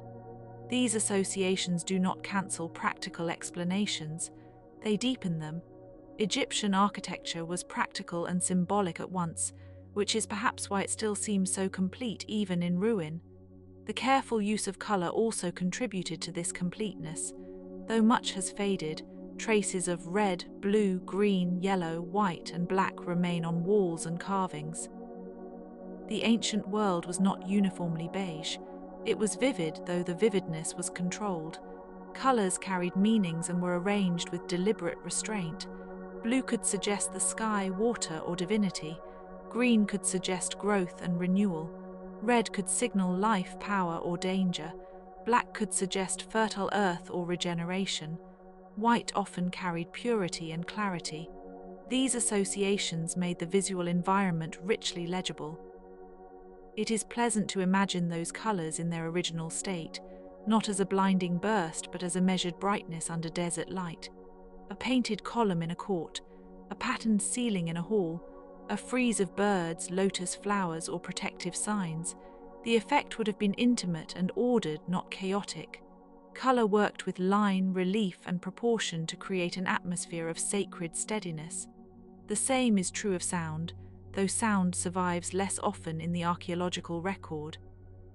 Yet one can imagine it: the scrape of tools at a worksite, the soft rhythm of chanting in a temple, the footsteps of priests, the low murmur of administrative counting, the creak of wooden doors, the rush of wind through columns, the call of birds over the river, the distant activity of a city at dawn. The monuments themselves would have amplified certain sounds and absorbed others. Stone rooms can feel hushed even when people are present. That acoustical quiet is part of their aura. In later periods, Egyptian architecture continued to adapt. Foreign powers ruled parts of the land, and yet Egyptian sacred forms persisted, sometimes blended with new influences. Temples were renovated, new inscriptions were added, old gods remained honored. This persistence across change is one of the most striking features of the civilization. It suggests not stagnation but resilience. A culture can preserve core forms while still evolving around them. Ancient Egypt was never frozen. It was continuous. That continuity is visible in the long lifespan of some architectural traditions. The use of axial planning, monumental gateways, and columned halls endured for centuries. The idea of a ruler associating himself with divine order also endured, though expressed differently across periods. Even when styles shifted, the fundamental attention to alignment, symbolism, and durable material often remained. That architectural memory helps explain why Egyptian buildings can feel at once ancient and strangely immediate. They belong to a long chain of inherited decisions, and because they belong to a chain, it is worth remembering the craftsmen and administrators who learned from their predecessors. Skills were passed from master to apprentice. Surveying methods were repeated and refined. Scribes copied older texts. Builders observed older monuments. The past was not just admired. It was studied as a source of practical guidance. Ancient Egypt preserved not only buildings, but methods of making. That transfer of knowledge is one of the quieter marvels of the civilization. The body of the king, the image of the god, the alignment of the temple, the burial of the dead, the storing of grain, the recording of names, the marking of years, the measuring of land after the flood, the raising of walls, the shaping of stone, the painting of scenes, the offering of bread and beer, the recitation of sacred words, the care for memory, the hope for renewal. All of these belong together in the Egyptian imagination. Architecture becomes the broad surface on which these relationships rest. If one lingers with that idea, it begins to feel almost like a form of meditation. The desert is wide, the river is steady, the sun travels daily, the stone endures.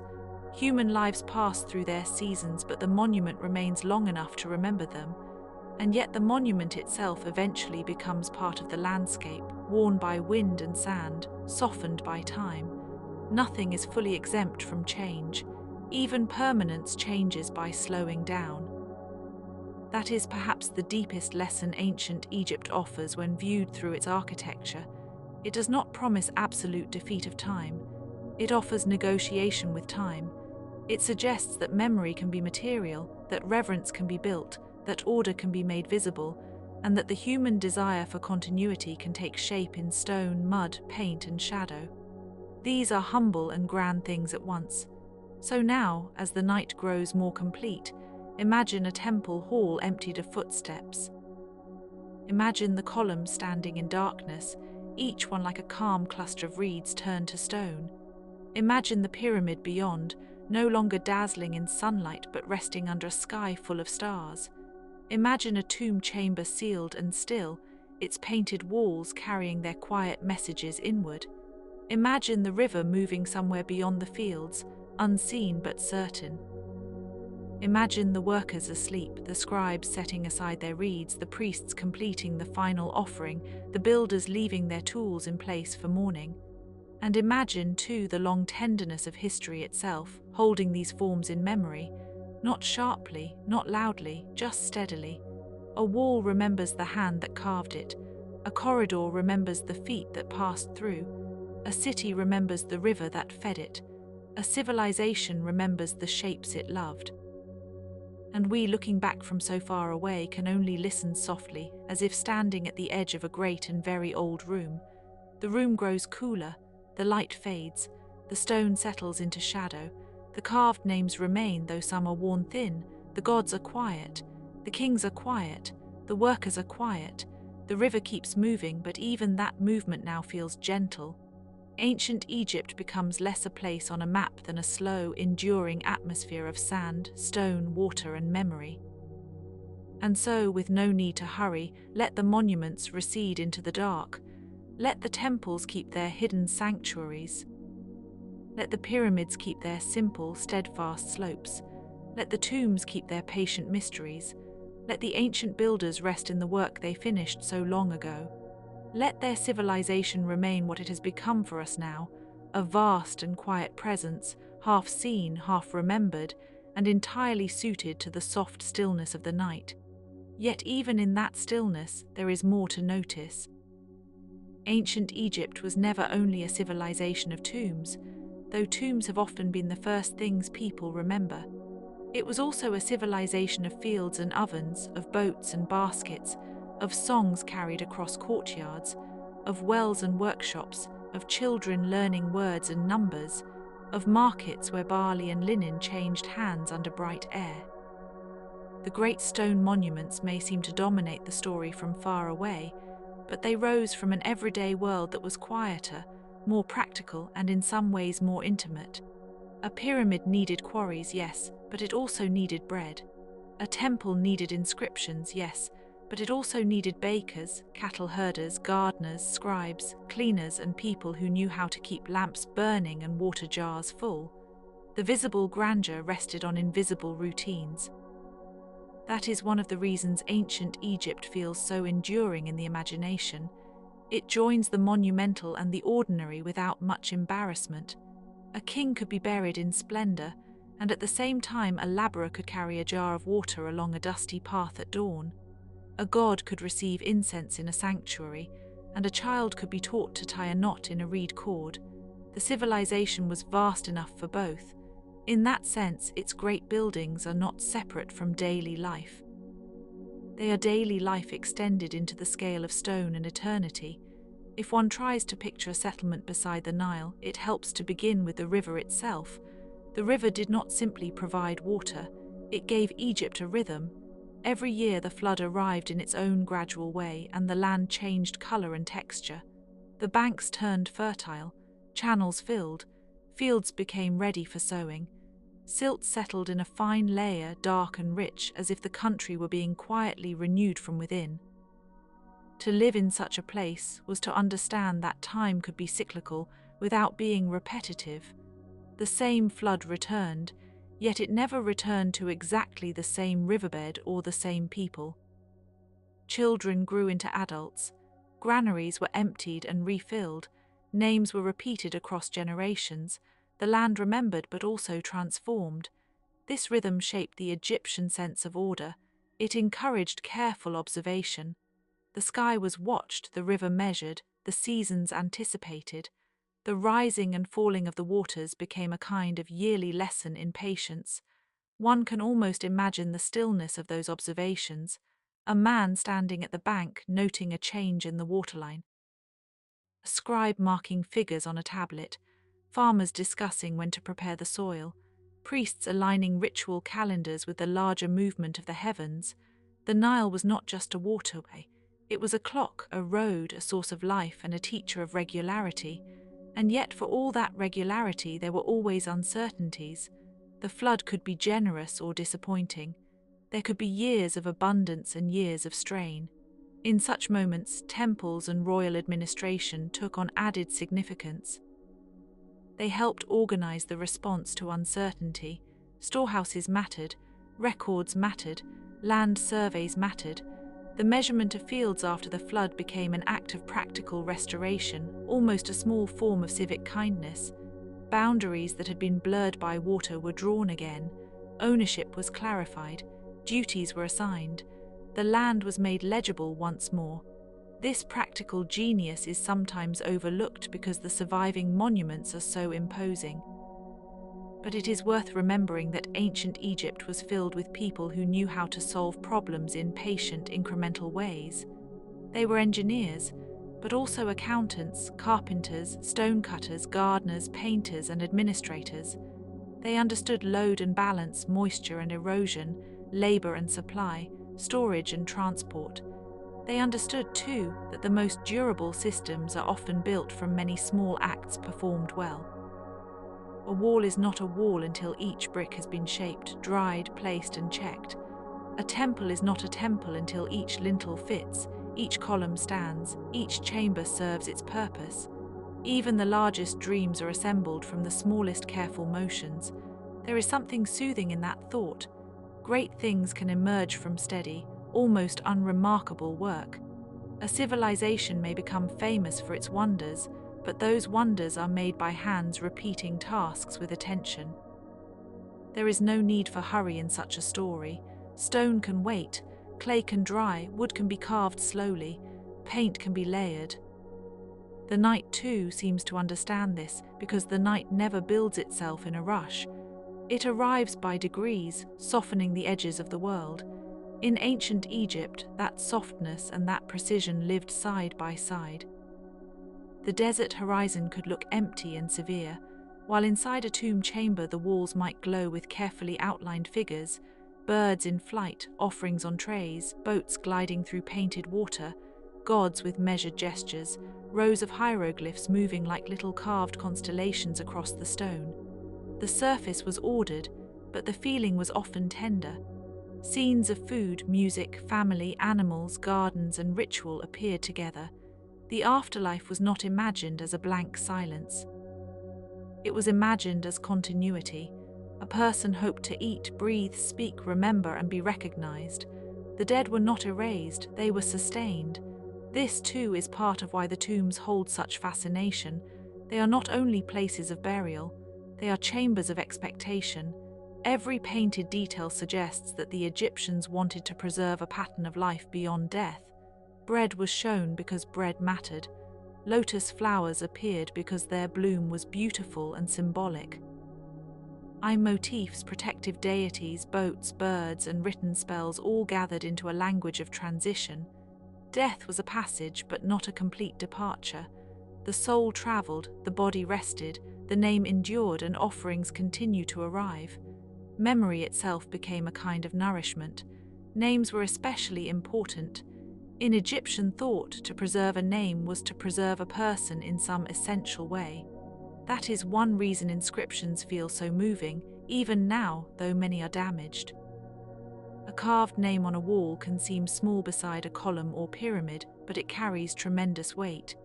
It is a declaration that someone existed, was known, and belonged in the order of things. The more one thinks about it, the more touching it becomes.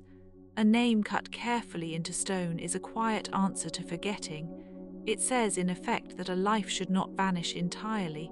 It should remain present enough to be addressed, and so the scribes held a special role.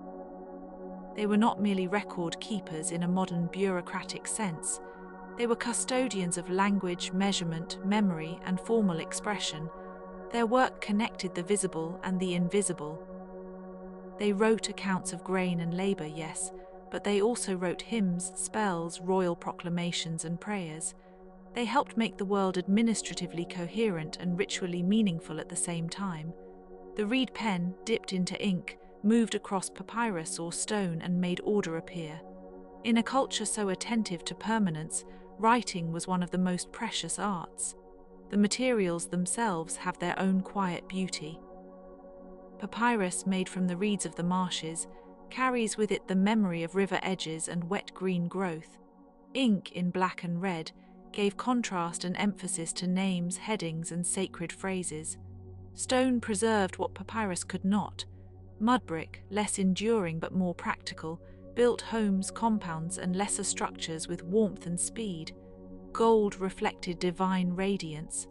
Faience shimmered in blues and greens that suggested water, rebirth, and the cool sheen of crafted objects.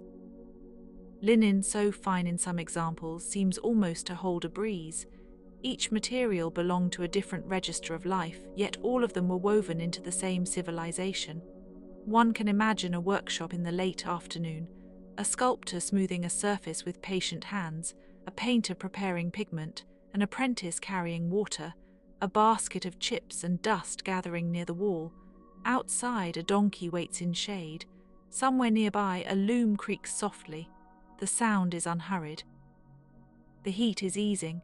In such a setting, a monumental temple or statue does not appear as a sudden act of genius. It appears as the culmination of many ordinary, competent days. This is comforting in its own way. Civilization at its best may simply be persistence guided by shared purpose. The temples themselves were among the most intricate expressions of that purpose. They were not all alike. Some were grand state sanctuaries, others smaller local places of devotion. Some were heavily decorated, while others were modest and functional. Yet many shared a common idea: they were houses for divine presence. The god was not imagined as merely represented there. The god was believed to dwell there in some active sense, especially in the most sacred inner spaces. The outer courtyards could be entered by more people. The inner chambers became increasingly restricted.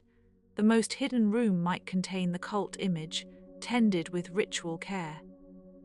This progression from open to closed, from bright to dark, from public to private, gives temple architecture a natural calm. It feels like a narrowing of the world into focused attention.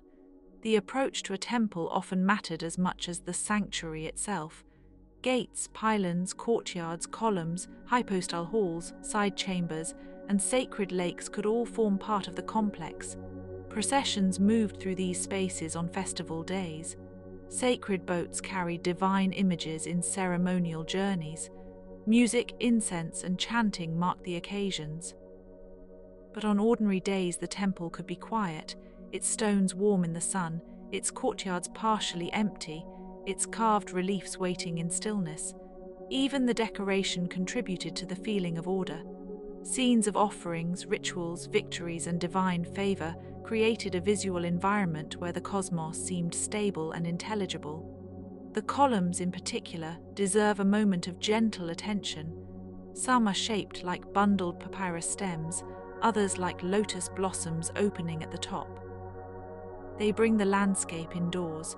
They make stone feel like a cultivated marsh or a formal grove. There is something lovely about that transformation. A hall of stone can suggest both forest and field, even though it stands in a dry, sunlit land.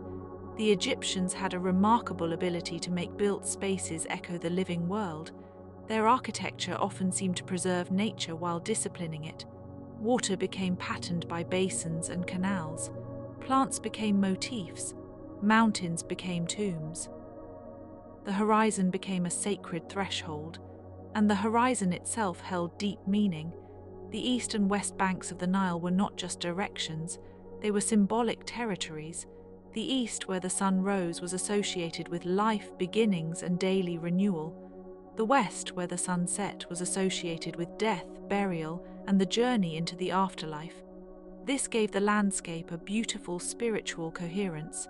A cemetery on the west bank was not simply a place of disposal. It was a place aligned with cosmic pattern. The dead did not disappear into random distance. They moved toward the region of sunset, toward the quiet passage through darkness and rebirth. Such symbolism made geography feel inhabited by meaning. The sun itself was one of the civilization's great interpretive anchors. Its daily arc was visible to everyone.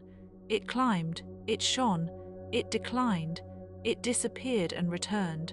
That movement invited myth but also reverence. If one watches the sun long enough, from one season to another, it begins to seem like a messenger of continuity. In Egyptian religion, this gave rise to powerful solar imagery and complex theological traditions. Different cities emphasized different divine forms, and over long centuries these traditions grew and merged. The gods could be local, national, familial, cosmic, protective, fierce, gentle, and astonishingly old. They were not always simple to define, but perhaps that is part of their quiet depth. Ancient faiths often hold multiple meanings at once without insisting on reduction. Ra, Ammon, Ptah, Osiris, Isis, Horus, Thoth, Hathor, Sekhmet, Anubis, and others each carried distinct associations, yet the boundaries between them could be fluid in practice and theology. Ra was linked to the sun and its journey. Ammon, whose name suggests hiddenness, became especially important in later periods. Ptah was connected with creation and craftsmanship. Osiris came to embody death, resurrection, and kingship in the afterlife. Isis was beloved for her protective and restorative power. Horus was tied to kingship and sky. Thoth to writing, wisdom and measurement, Hathor to joy, love, music and motherhood, Sekhmet to power and healing fire, Anubis to embalming and the protection of the dead. These divine figures were not always distant abstractions. They were woven into ritual, myth, and the very texture of daily protection. It is easy to imagine that a civilization so focused on the afterlife must have been grim, but that would be mistaken. Joy appears constantly in the art and the myths. Music was cherished, perfumes were used, banquets were depicted, flowers were offered. Women and men alike could be shown in graceful, intimate scenes of companionship. The presence of death did not eliminate celebration. Instead, the two existed side by side. The more one thinks about this, the more humane it seems. A culture that prepares for loss may also value delight more keenly. To honor the dead is not necessarily to abandon life. It can mean the opposite. It can mean life is precious enough to deserve remembrance. The funerary practices themselves were elaborate, but their purpose was coherent. Preservation of the body, offerings to the dead, recitation of spells, placement of amulets, and provision of texts all served the hope that the person would continue in some stable form. Embalming became one of the most renowned arts of Egypt, though much of its detail remains hidden in technical and ritual complexity. The body was treated with care, washed, dried, wrapped, and protected. The process acknowledged both fragility and dignity. Human flesh is temporary, but it was not treated as disposable. Even in death there was handling, preparation, and respect. Such care can feel quietly moving across the centuries. The tomb goods, too, reveal a great deal about the imagination of continuity. Everyday objects, miniature models, food offerings, jewelry, protective figures, and painted scenes all served as companions for the journey onward. If a person expected to need bread, water, tools, music, and companionship, then these things were provided in symbolic or actual form. The idea may seem remote, but beneath it lies something familiar. Human beings everywhere tend to imagine that identity persists in some pattern after death. Ancient Egypt gave that intuition a highly organized and visually rich expression. It made the unseen more legible. There were also moments in Egyptian history when this legibility was revised by innovation and change. Dynasties rose and fell, capitals shifted, religious emphases changed, monumental styles evolved. Foreign contact introduced new materials and ideas. The land was not isolated, however much it may appear so in simplified retellings. It traded with neighboring regions. It absorbed influences. It asserted itself and was itself shaped by broader currents in the ancient world. At times, foreign rulers governed parts of it. At times, its own kings extended influence beyond its borders. The civilization's long history is not a straight line but a layered accumulation, like sediment laid down by the river over centuries. This layering is visible in ruins, in reused blocks, in altered inscriptions, in temples built near older sanctuaries, in burial practices that change while retaining older symbolic forms. A stone from one monument might be repurposed in another. A name might be erased and replaced. A shrine might be expanded or reoriented. Time in Egypt was never frozen. It was curated. This makes the surviving landscape feel especially textured. One can stand before a temple wall and sense several periods at once, as if voices from different centuries were speaking very softly through the same masonry. There is a special tranquility in such historical depth. It suggests that civilizations are not single creations, but long conversations across generations. The builders learned from predecessors. The priests preserved liturgies and updated them. The scribes copied old texts. The artisans retained motifs while refining technique. The farmers repeated seasonal practices with small adjustments. The state depended on continuity, but continuity itself was maintained by adaptation. That balance is one of the quiet achievements of ancient Egypt. It preserved enough to remain recognizable over vast stretches of time, yet it never ceased to change. The deserts around the Nile helped shape this feeling of bounded continuity. They were not empty in the sense of being meaningless, they were active edges. They preserved remains, they protected the valley. They also reminded people of limits. Beyond cultivation lay dry expanses, rocky plateaus, and silent stretches where life was sparse. Such landscapes sharpened the contrast between fertility and barrenness, river and sand, settlement and wilderness. It is perhaps no accident that the Egyptians gave so much importance to order. In a place where life depended so visibly on channels of water, human effort, and cosmic regularity, order was not an abstract ideal. It was a form of survival. And yet the Egyptians did not merely submit to environment, they shaped it.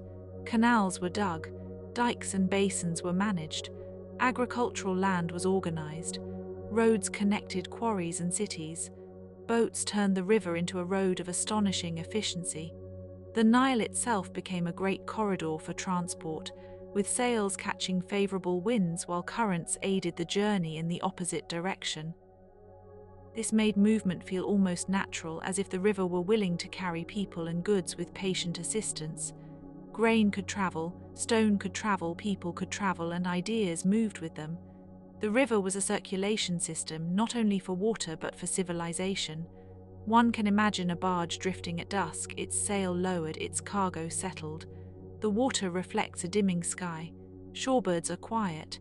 A worker sits near a bundle of rope. Another checks the fastening of a crate. Somewhere on deck there is the smell of wet wood, reeds, and river mud. This is not dramatic history, but it is the kind from which history is made. Most of the ancient world lived in such moments of transport, maintenance, waiting, and ordinary coordination. The great names survive, but behind them are endless small journeys. Even the act of building monuments involved logistics that can seem almost more impressive than the final structures. Quarrying stone demanded planning. Transporting large blocks required teams and timing. Ramps may have been used in varying forms, though their precise methods remain discussed and partly mysterious. The organization of labor had to account for seasons, available manpower, food supply, and shelter. Workers needed rest as well as direction. In many cases, what modern observers once imagined as solely coerced labor now appears more nuanced, with communities of workers and specialists participating in state projects under structured conditions. The truth is likely varied across periods and projects. What remains clear is that monumental construction required society to function at many levels simultaneously. That layered cooperation is one of the things that makes Egyptian monuments feel almost musical. They are not single notes, they are harmonies of labor. The quarry cut and the river transport, the survey line and the rope pull, the inscription and the offering, the stone base and the painted finish, the official decree and the artisan's hand all join together in a slow composition. When the work is complete, the monument seems silent, but beneath that silence lies the memory of countless coordinated efforts. It stands as if listening to itself. The sense of listening is apt, because ancient spaces were often designed not only to be seen, but to be experienced through movement, sound, and anticipation. In a temple procession, footsteps, drums, sistrums, chanting, and the rustle of fabric would have joined the scent of incense and the flicker of lamps. In a tomb, a priest's recitation, the crackle of a flame, or the faint echo of voices could make the chamber feel inhabited by unseen presence. In a royal court, formal speech, measured gestures, and the display of regalia created another kind of ordered atmosphere. The world was not always loud, it could be ceremonially hushed. That hush is especially powerful in imagination. One can think of a sanctuary before dawn when no procession has yet begun and no sun has yet reached the court. The air is cool, carved figures wait in near darkness. A few lamps burn low. Somewhere water moves in a basin. The temple staff prepares the morning rites. There is no urgency, only sequence. The day will arrive as it always does, and the god will be greeted, and the world will be renewed in the small formal language of ritual. In this way, daily worship mirrored cosmic renewal. The morning was not just morning, It was a reenactment of emergence. Egyptian texts often emphasize such cycles. Creation myths, hymns, funerary compositions, royal inscriptions, and temple liturgies all help sustain the feeling that the world is stable because it is repeatedly made stable. This is not unlike the way a house is kept livable through constant small maintenance. Doors must be opened and shut, floors swept, jars filled, lamps trimmed. The cosmos in Egyptian thought seems to have required a similar attentiveness. Disorder was always possible. Chaos had to be resisted. The rituals of kingship, temple, and burial all belonged to that larger resistance. They were acts of maintenance on the scale of the universe. There is something deeply restful in that image if one allows it to remain gentle, not struggle for its own sake, but care. Not grand heroics, but upkeep. The world is sustained because someone tends it. A field is watered, a name is written, a boundary is marked, a chamber is sealed, a prayer is spoken, a vessel is repaired, a lamp is relit. Civilization viewed this way becomes less a monument to conquest than a practice of stewardship. This may help explain why ancient Egypt so often feels less remote than it first appears. Its people knew uncertainty, labor, affection, ambition, grief, and hope. They watched the sky, they buried their dead, they celebrated festivals, they argued over property, they loved their children, they feared illness, they admired craftsmanship, they used humor, they wrote letters, they sent gifts, they suffered and recovered. The monuments survived because the civilization valued endurance, but the lives behind the monuments were full of movement and feeling. They were human lives under sun and sand and star-filled night. The stars themselves must have seemed especially clear in many seasons. Away from modern glare, the sky over the desert can become immense. Constellations sharpen. The Milky Way can appear like a pale river overhead. Such skies naturally invite contemplation. In ancient Egypt, astronomy and religion often interacted, as they did in many old cultures. Celestial observation informed calendars, temple orientations, and symbolic systems. The heavens were not distant in a modern detached sense. They were part of a living order. To watch the stars was to participate in a broader conversation between earth and sky. Some tombs and temples were aligned with remarkable attention to solar events or cardinal directions, though the details vary widely. Such alignments reveal not only technical skill, but a desire to place human constructions within cosmic geometry. A building could thus become a bridge between earthly labor and celestial pattern. When the rising sun touched a threshold on a certain morning, or when a shaft of light reached a sanctuary at a particular season, architecture and astronomy would briefly meet. These moments are among the most elegant in human history. They are not flashy. They are precise and quiet, like a measured breath. Even now, amid ruins, one can feel the lingering intelligence of that precision. A long corridor still points. A wall still catches light at an angle. A court still opens to the sky. A statue still faces outward with patient composure. Time has not erased the intention. It has only softened the edges. The stone no longer gleams as it once did, but the structure remains legible. One senses that the ancient builders expected to be understood slowly across centuries by people who would know only fragments. In that expectation there is a strange intimacy. They built for the distant future as if it were a legitimate visitor, and we, in that distant future, arrive quietly. We study the fragments. We piece together customs, hieroglyphs, building methods, burial practices, myths, and administrative records. We notice the repairs, the modifications, the reused blocks, the damaged faces, the faded paint. We learn to respect not only what has survived intact, but what has survived imperfectly. The broken statue still speaks. The collapsed wall still suggests a plan. The weathered inscription still carries a voice. History at this distance becomes an art of listening to partial things. Perhaps this is why ancient Egypt can feel so suitable for bedtime reflection. It is vast but not frantic. It is mysterious but structured. It reaches toward eternity but in a way rooted in daily repetition. Its temples, pyramids, tombs, and cities all speak of patience. Their stories unfold slowly. Their symbolism deepens with attention. Their silence is not empty, it is full of layered intention. So let the mind rest there for a little while longer, in the company of stone and river and star. Let it drift through the broad colonnades of a temple where the columns rise like calm papyrus bundles. Let it follow a processional avenue lined with sphinxes, each one half lion, half guardian, all patience. Let it move into a courtyard where the light is warm and still. Let it stand before a shrine whose inner chamber remains hidden, protecting its secret presence. Let it pass from the brightness of the day to the quieter places of the dead, where painted walls preserve offerings, names, and prayers. Let it hear the river moving beyond the fields, and then moving beyond hearing. And if the pyramid returns in thought, let it not be only as an object of awe. Let it be as a shape made from human intention. Let it be a hill of stone raised against forgetting. Let it be the visible weight of hope.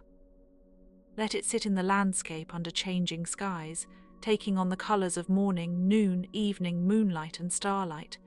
Let it remain, as many things do, longer than the hands that made it, yet still carrying those hands in its angles. The pyramid does not speak quickly, it speaks by being there. The temple, too, speaks by being there. Its rooms may be empty now, but emptiness is not the same as absence. An empty chamber can still hold its purpose. It can still suggest procession, offering, music, and the careful opening of doors at dawn. A sanctuary can remain quiet and yet feel inhabited by memory.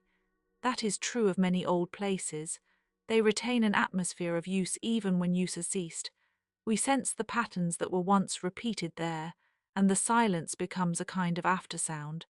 Ancient Egypt, in the end, is one of the great aftersounds of history. Its name carries with it temples, pyramids, tombs, gods, kings, rivers, and deserts. But beneath the grand associations are the softer realities of work, care, observation, and continuity. The civilization endured because it made room for both the sacred and the practical. It understood that the world must be measured as well as revered, stored as well as celebrated, remembered as well as inhabited. That balance gave its architecture depth and its history composure. Now the night can grow deeper without effort.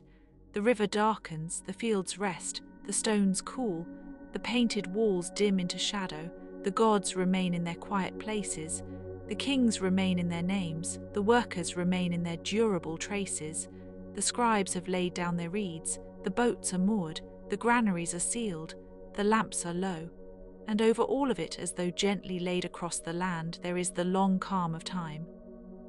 So breathe slowly and let the old civilization drift farther away, not into nothing but into stillness.